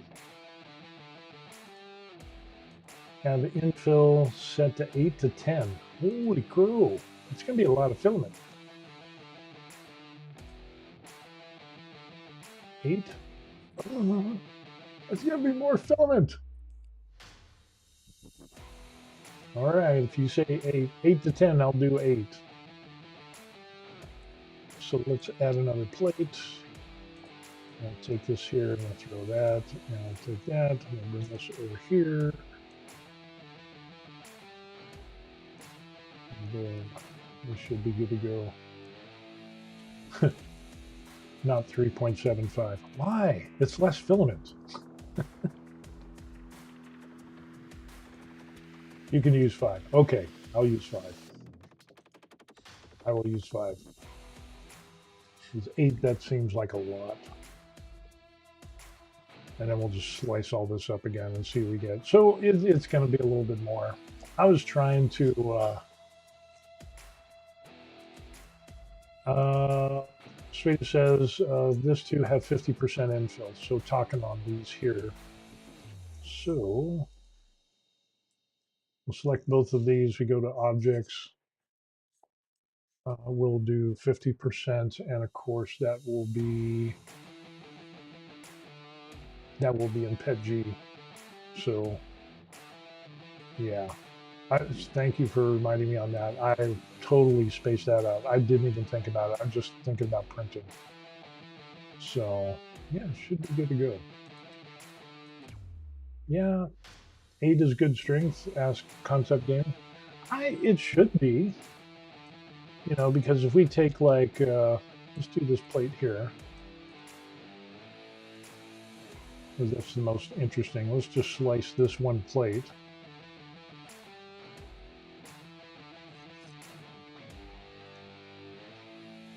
And that'll take a little bit. Ouch. Turn off some of the stuff that I got.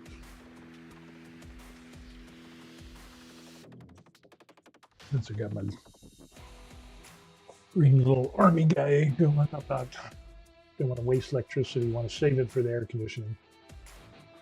So yeah. Dun, dun, dun.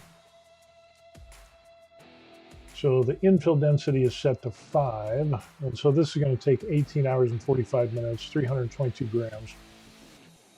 But with the adaptive cubic, I mean, we've got enough infill on there at that 5%, I think. And it's just going to be a display piece. I think we should be okay. So, and then it starts, and we should be good. I think that should be enough support, honestly. If we look at some of these other pieces, the smaller pieces, maybe a little light on the support, but like I said, it's once we get it done and put together, it's going to hang on a wall. It's not like I'm going to play with it or anything. So it's just going to be a display piece. That's what I was trying to, and I was trying to save filament. So we'll do it at that.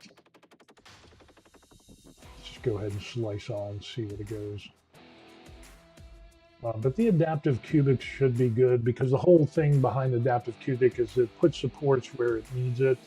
And again, as a display piece, it's not going to need like gyroid or anything like that. I think this should be good. And Swedish Ford said it should have been good. So, and he printed out. On some of the parts, I noticed that the walls were thin, so I increased it to 3 walls. You can have 4 walls. Yeah, I remember you were talking about that. I would definitely do 3 wall loops. I wouldn't do anything less than 3, because like you said, there are some thin areas, and if you do have to sand something, you know, one wall is 0.2 millimeters, so it doesn't take a lot of sanding to get through that. So yeah, that's why I went with 3. 4 would be, 4 could work, you know, I guess you could do that.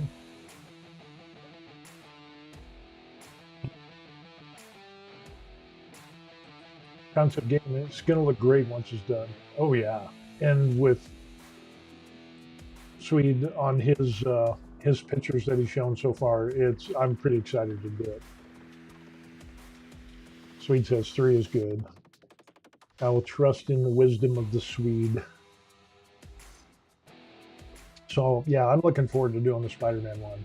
And so hopefully we'll be able to get the spray booth done, and it'll, you know, it's going to be a little while before I get that filament in. It's probably going to be about 2 weeks? What's the date today? Today's the 2nd of August. So in about 2 weeks, that stuff will come in. By that time, I should have my spray booth done. Oh, I still need, damn it, no I won't. Because I'll still need the hose. And that needs to come in as well. Swedish says you'll be surprised at how little he weighs. Yeah, it's kind of a bigger thing.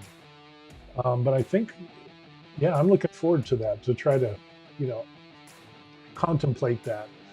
So yeah, I'm really looking forward to that one. That's going to be a good one there. So anyway, we should have some fun doing that. Good stuff indeed. So anyway, let's see. Now we're at the point of where we're going to end up, and we're just doing rants and rambling. That's what we got going on. So we'll just go ahead and boom, I'll put that out there. We're in that part of the show, the rants and the rambling. I guess we just throw that. guess we could do a little bit of perspective rotation, do a little bit of that, and boom. Well, ooh, I was off on that. There we go. Good enough for government work. Should be good. So yeah, good stuff. Good stuff. So yeah, and with the, it ends up with the new parameters that we put in there. We're going to get, this is what we end up having. So it's going to take 3 kilos, 3.1, maybe 3.2 kilos. That's not going to be bad. Can't forget the rambling part. I know, you got to do that. The force be with you. Oh, as always. I'm one with the force, and the force is with me, and I'm one with the force. But yeah, that's going to turn out pretty good. So about 3.2 kilos, not bad. We got 18 hours, 14, 18, 14, 18. So total of, 6 days, 8 hours, and 8 minutes. So not bad. And some PETG on there. So for the hanger, that should be good. And I'm just kind of concerned of how I'm going to put the hanger on the wall here, because we got like the drywall. You got wallpaper, then we have little tiny bit of drywall, which is like about that, and then there's concrete back there. So yeah, we'll see how that goes. One way or another, we'll get Spider-Man up on the wall. So let's go ahead and we'll just save that, and we should be good to go. So our settings should be good. Should be good. And we're good to go. So yeah, good stuff. The Swedish says that he printed him in 3 days nonstop. I know. That is like, so I so want to get another printer. And I'm still tempted to get the Bamboo H2S, which is the larger build plate, single nozzle printer. You know, I was thinking about another K2 Plus because that's gone down in price. I think it's like, $1,100 or $1,000, which isn't bad. But I'm just so tempted to do the Bamboo.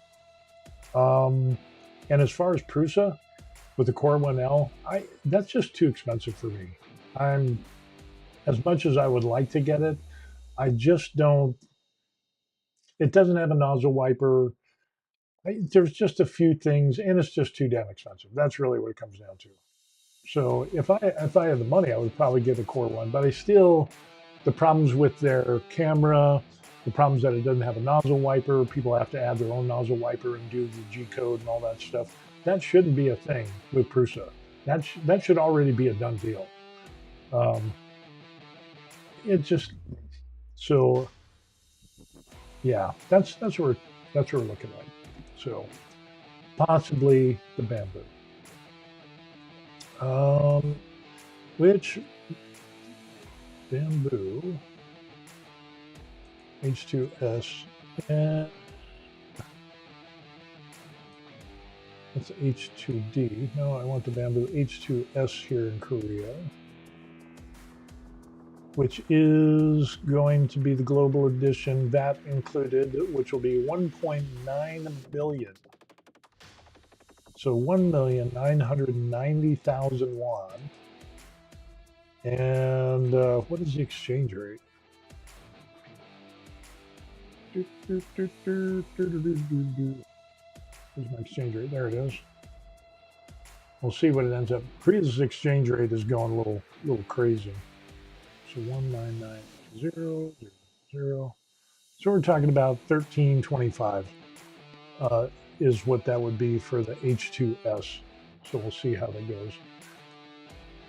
The Creality has a multi-head coming out soon. Just don't know if I'd buy another Creality, to be honest. I'm in the same boat. I mean, the K2 Plus has been good. The K3 is what they call it. But it's not the big, I won't buy the K3, the first one that comes out, because it's a small build area. I If it did a K3 plus, maybe, but then it'll kind of follow the same format as the K2. So yeah, the K2, the K2 plus, and then the K2 Pro or whatever. Rumors are that's what they're going to do with the K3. That you'll have the K3, the K3 plus, and then the K3 Pro. If it follows that, I won't get the K3. If I was going to get something, I would get the K3 plus because of the larger build area. But even then, I don't know. But this is a huge step for Creality. This is going to be a huge step for Creality because, holy crow, they did their IPO. They've tried numerous times in the past to do it, and they haven't been able to do it. So this is a gigantic step. This is kind of like bamboo level type of action that we got going on here. Creality needs to up their game like no other time in the past. And that the fact that it's a multi-head printer is going to be huge. They have to knock this out of the park. This can't be one of the things where it's like, let's hurry up and release it and we'll let the customers be the beta testers and all that. No, they have shareholders. They have, what is it, fiduciary responsibility to their shareholders. They really need to get their ducks in a row on that. So we will see. And on the K3, I'm really looking forward to seeing how that will do, because if they can get that one done, K3 Plus will be a no-brainer.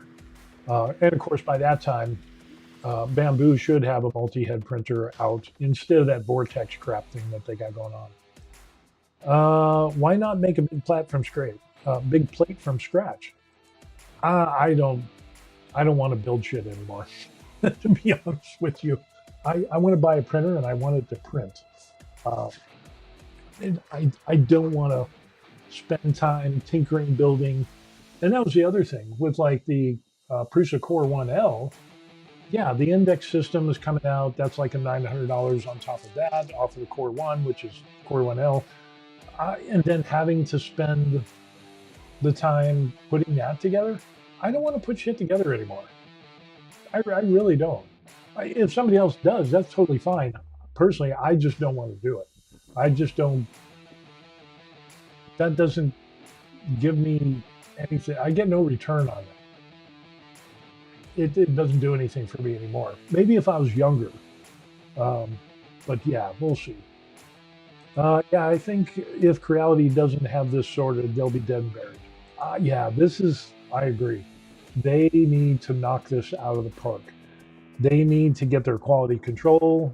They need to make sure that the thing works, the K3 works before it comes out to market.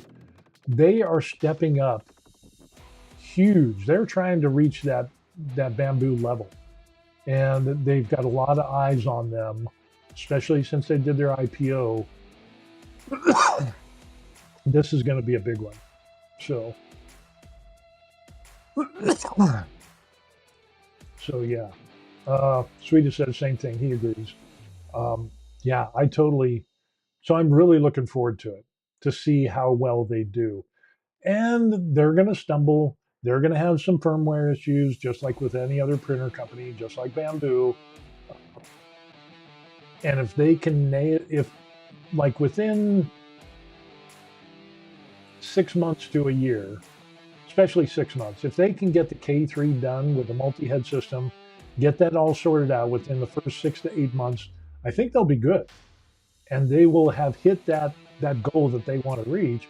And so then you'll have the K3 Plus, which everybody will buy, then the K3 Pro, people will buy that.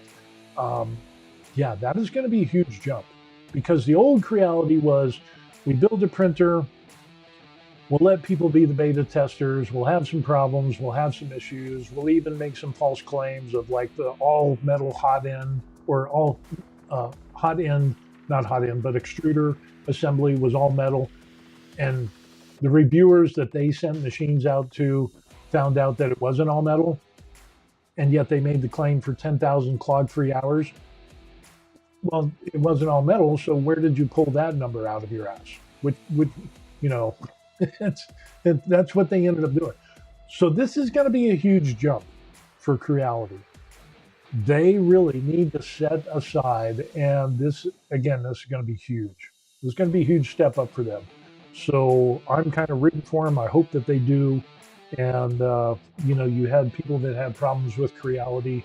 Uh, Fohammer had problems with Creality, where he made some comments, some observations about one of their printers or whatever, which really wasn't even a bad. It was truthful. He was 100% truthful. He wasn't being malicious. He just states facts. And Creality got a little pissed off at him. And they kind of, and so he says, yeah, I don't need to be blackmailed, because they threatened to not supply him any printers and it'd be a shame and blah, blah, blah, whatever. So he says, I'm done with Creality. That was a piss poor way of dealing with that situation, especially with somebody as big as Fohammer. Creality, here's how they should have done it. Creality should have said, you know what? Fohammer brought out some great information. So we're going to be working with him and other reviewers to better our product for you. That's all they had to do. That's all they had to do. And people would have embraced that like the second coming. Oh, that is so awesome. A printer company listening to people who know what they're talking about to make things better for you, the consumer, who's spending your hard-earned money. That's all they had to do. But they ended up doing stupid. So, yeah, it's I hope they fire all those people and get some people that are professional. I really do, because I think they could be a good company. Swedish Ford says, I hope then that Creality listens to the big channels that make reviews. Totally, yeah. Concept says, yeah, the crazy marketing rubbish. One thing I always learned is being in retail is always over-deliver, never under-deliver. You under-deliver, the customer will never return. Exactly. I did the same thing when I was working in industrial electronics. When I worked for the state of Colorado, they would say, hey, we need to do this program for computers and this and cameras and stun fences and whatever stuff that we ended up doing. When can you get it done by? I would always say, oh, it's going to take 6 months. I would always give myself a month and a half at least to pad that. And then it's like, well, can't you do it a little bit faster? 5.5 months. I always overestimate how long it would take. And then they're going to say, well, we need it done quicker. And then I back down, which I didn't really back down at all. And I think I can get it done by this. But I still had a lot of flex time. And every single time, I always needed that time. So it worked out great. So hopefully, Creality will do the same thing. They can do that backward planning thing. This is our release date. And then we need to do this, and then have a bunch of, flex time in there to take care of other problems. It's not like they haven't been a company for a long time.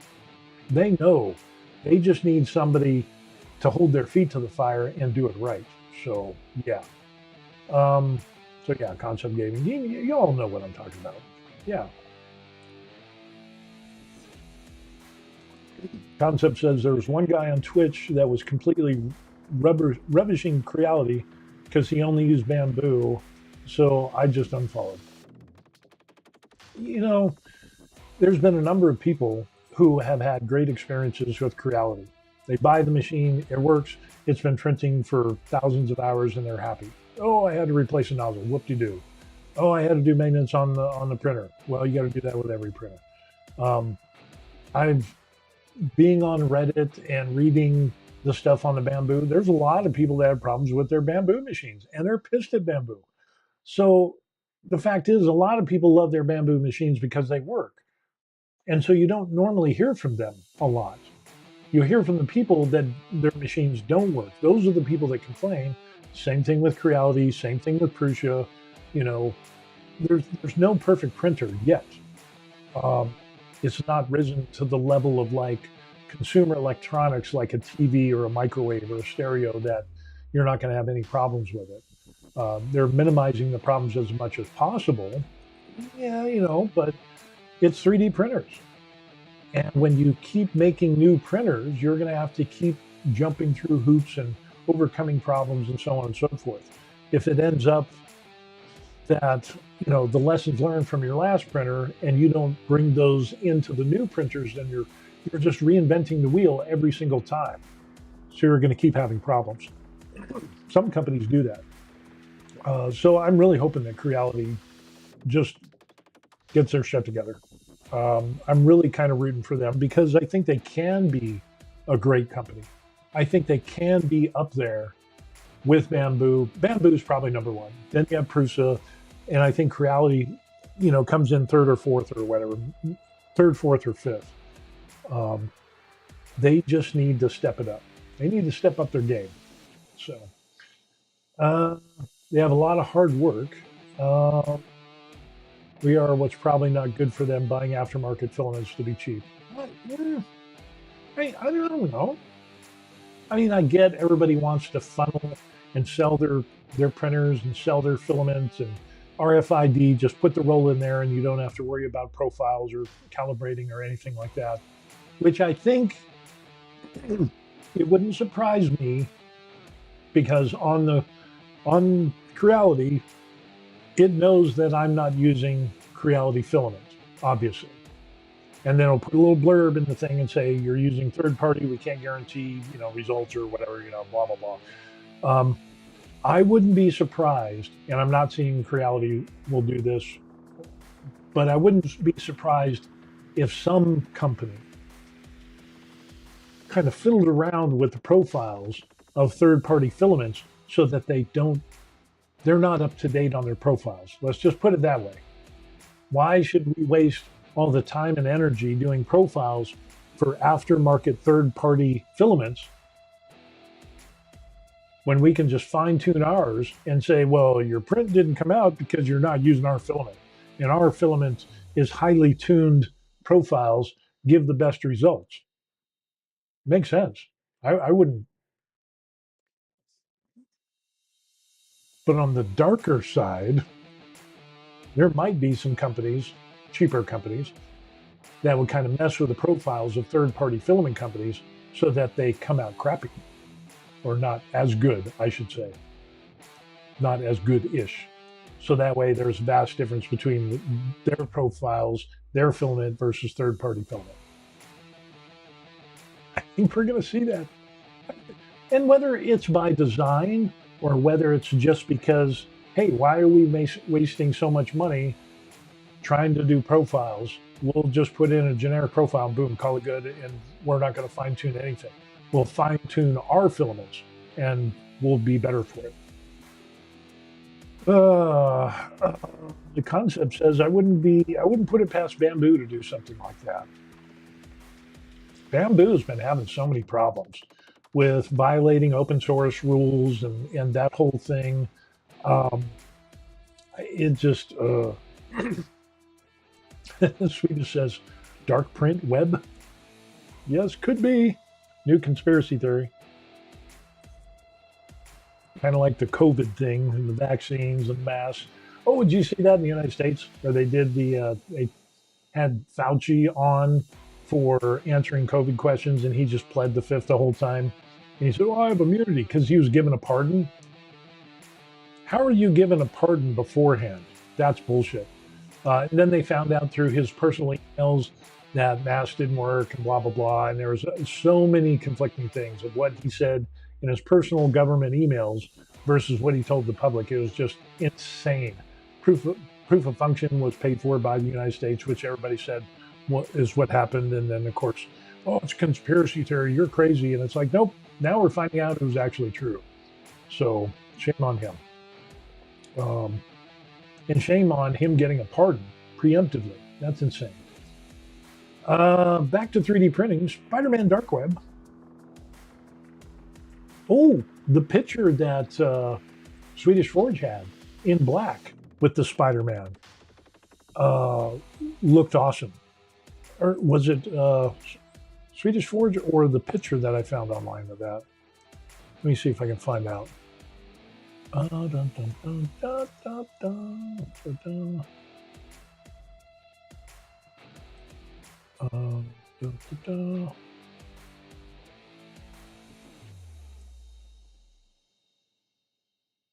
Nerp, nerp.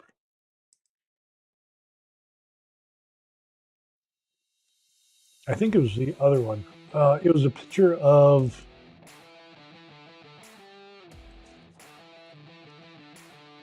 Okay.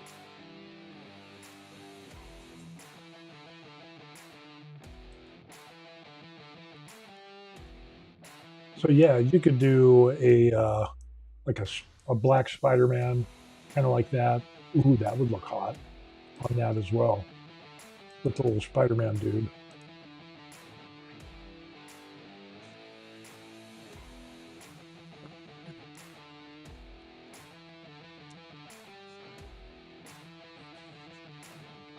Let me see if I can find it.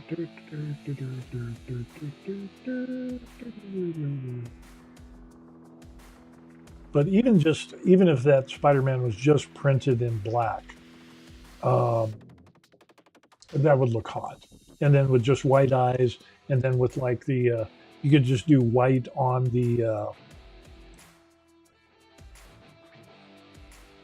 just white on kind of like that there. You could do something like that. That would look really cool as well. I mean, that would look so cool. You could even do something like that, and it would still look awesome. I'm gonna do the color one, but yeah, that would look good. That would look good. So yeah, so that's what we got going on. Let's see. Oh, we got some other comments here. Spider-Man Dark Web. Yes, yes, yes. Concept Gaming says, yeah, it's the same here in New Zealand. The government at the time were covering up lots of stuff. Yeah, government's doing what governments do.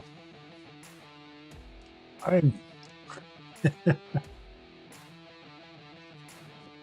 I think there ought to be a law. I think for the United States, I don't know about other countries. I think there needs to be term limits for senators and representatives that you can only do like 2 terms and that's it. You know, same as the president. You just do 2 terms and you're done. Um, Swedish says, you got mail. I just heard that come on my phone. Let's see what we got. Oh, I think this is going to be good. Dun, dun, dun, dun, dun, dun. Oh, there it is. Yeah, look at this, folks. That's in the black. that looks that looks good right there. And if you could just do white on the eyes and then just do silver like on the oh, that would be awesome as well. That would be awesome as well. That would be wild. Yeah, you wouldn't even really need to paint that much. You could just do like silver for the eyes. You could do silver for the webbing on his thing there. Just do spray a little bit of silver highlight on like where you can see the shiny parts where the light hits it. You could just do a little highlighting on that and then go back with the silver on the webbing of that. And of course the eyes. Oh, that looks so cool. That is awesome, dude. That is awesome.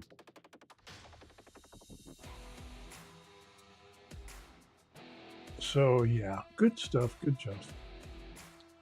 So anyway, I think Net Venom says all for term limits. Yeah, and I think people in government shouldn't get a pension because you could do 1 term as a representative or a senator and you get a pension for the rest of your life. I think that needs to be nixed. You shouldn't be able to do that.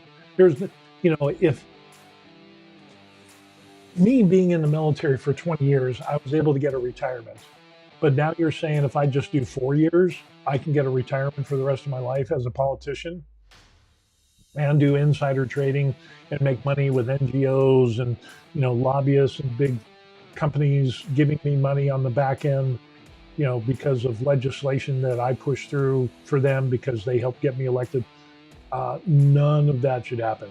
There should be a law that says there's term limits. There should be a law that says that you can't profit from NGOs or lobbyists or big companies for 30, 40 years or 50 years. Let's just say 50 years. So, in other words, you can't be biased. You can't get money under the table, from big lobbyists and companies and industries and things like that. What else? No pension for the rest of your life. It's just a regular job. It should be the average salary for the people that you're representing. So you shouldn't get, I don't know. Now you're getting me all riled up. Swedish Forge like peace. Yep. Concept says we were dictated by the World Health here in New Zealand, and leaders denied having meetings about it and risks. And there was documentaries on the whole thing from an internet worker. I know stuff can't stay hidden. Politics pays the best. Yes, it does. Unless you are a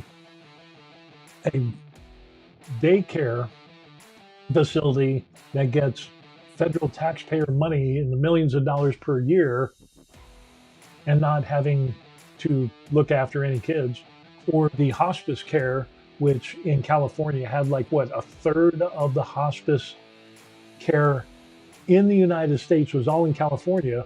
The majority of them got shut down, was it 80 or 90% got shut down, and nobody contested it. They just disappeared like a fart in the wind. Tell me that wasn't crooked. Yeah. Yeah, politicians, once they leave government, they should no longer get free travel. What? They get free travel? Oh, hell no.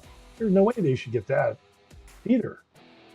Like I said, they shouldn't get, if you're representing the people of your state, you should have to fly economy. You shouldn't fly business. You shouldn't fly first class. You shouldn't have your own private planes, of chartering private planes for you to go somewhere. You use the transportation that regular people use. Your salary should be based off of the median salary of the state that you're representing, and that's it. You do 2 terms, you're good. No pension, no free travel. That's insane. No security, none of that shit. And actually, in the United States, I don't know if y'all know this, that representatives and senators and all those people, they have their own separate health care that is better, that normal people can't get. That should no, and cost way more, but they don't pay for it. That shouldn't be a thing either. They should have the same health care as their constituents of the state that they're representing. They shouldn't have special health care perks and benefits or special banking benefits. It should be the same. You should have the same health insurance that the people in the state that you represent. And so that way, when they're like, holy shit, this is effed up, then they should fix it. But right now, there's nothing pushing them to fix anything. They're just pushing to get $1 in their pocket and stay in office as long as possible. It is totally insane. So yeah, there it is. Okay, we're done. We're done ranting and raving about the politics. So ah, crazy, crazy, crazy. Okay, so anyway, it's Sunday here in Korea. It is about 10:30, and I'm starting to get hangry. So I'm getting hungry. I'm gonna have to do some stuff and throw some food down my pie hole and do that so I'm not hangry.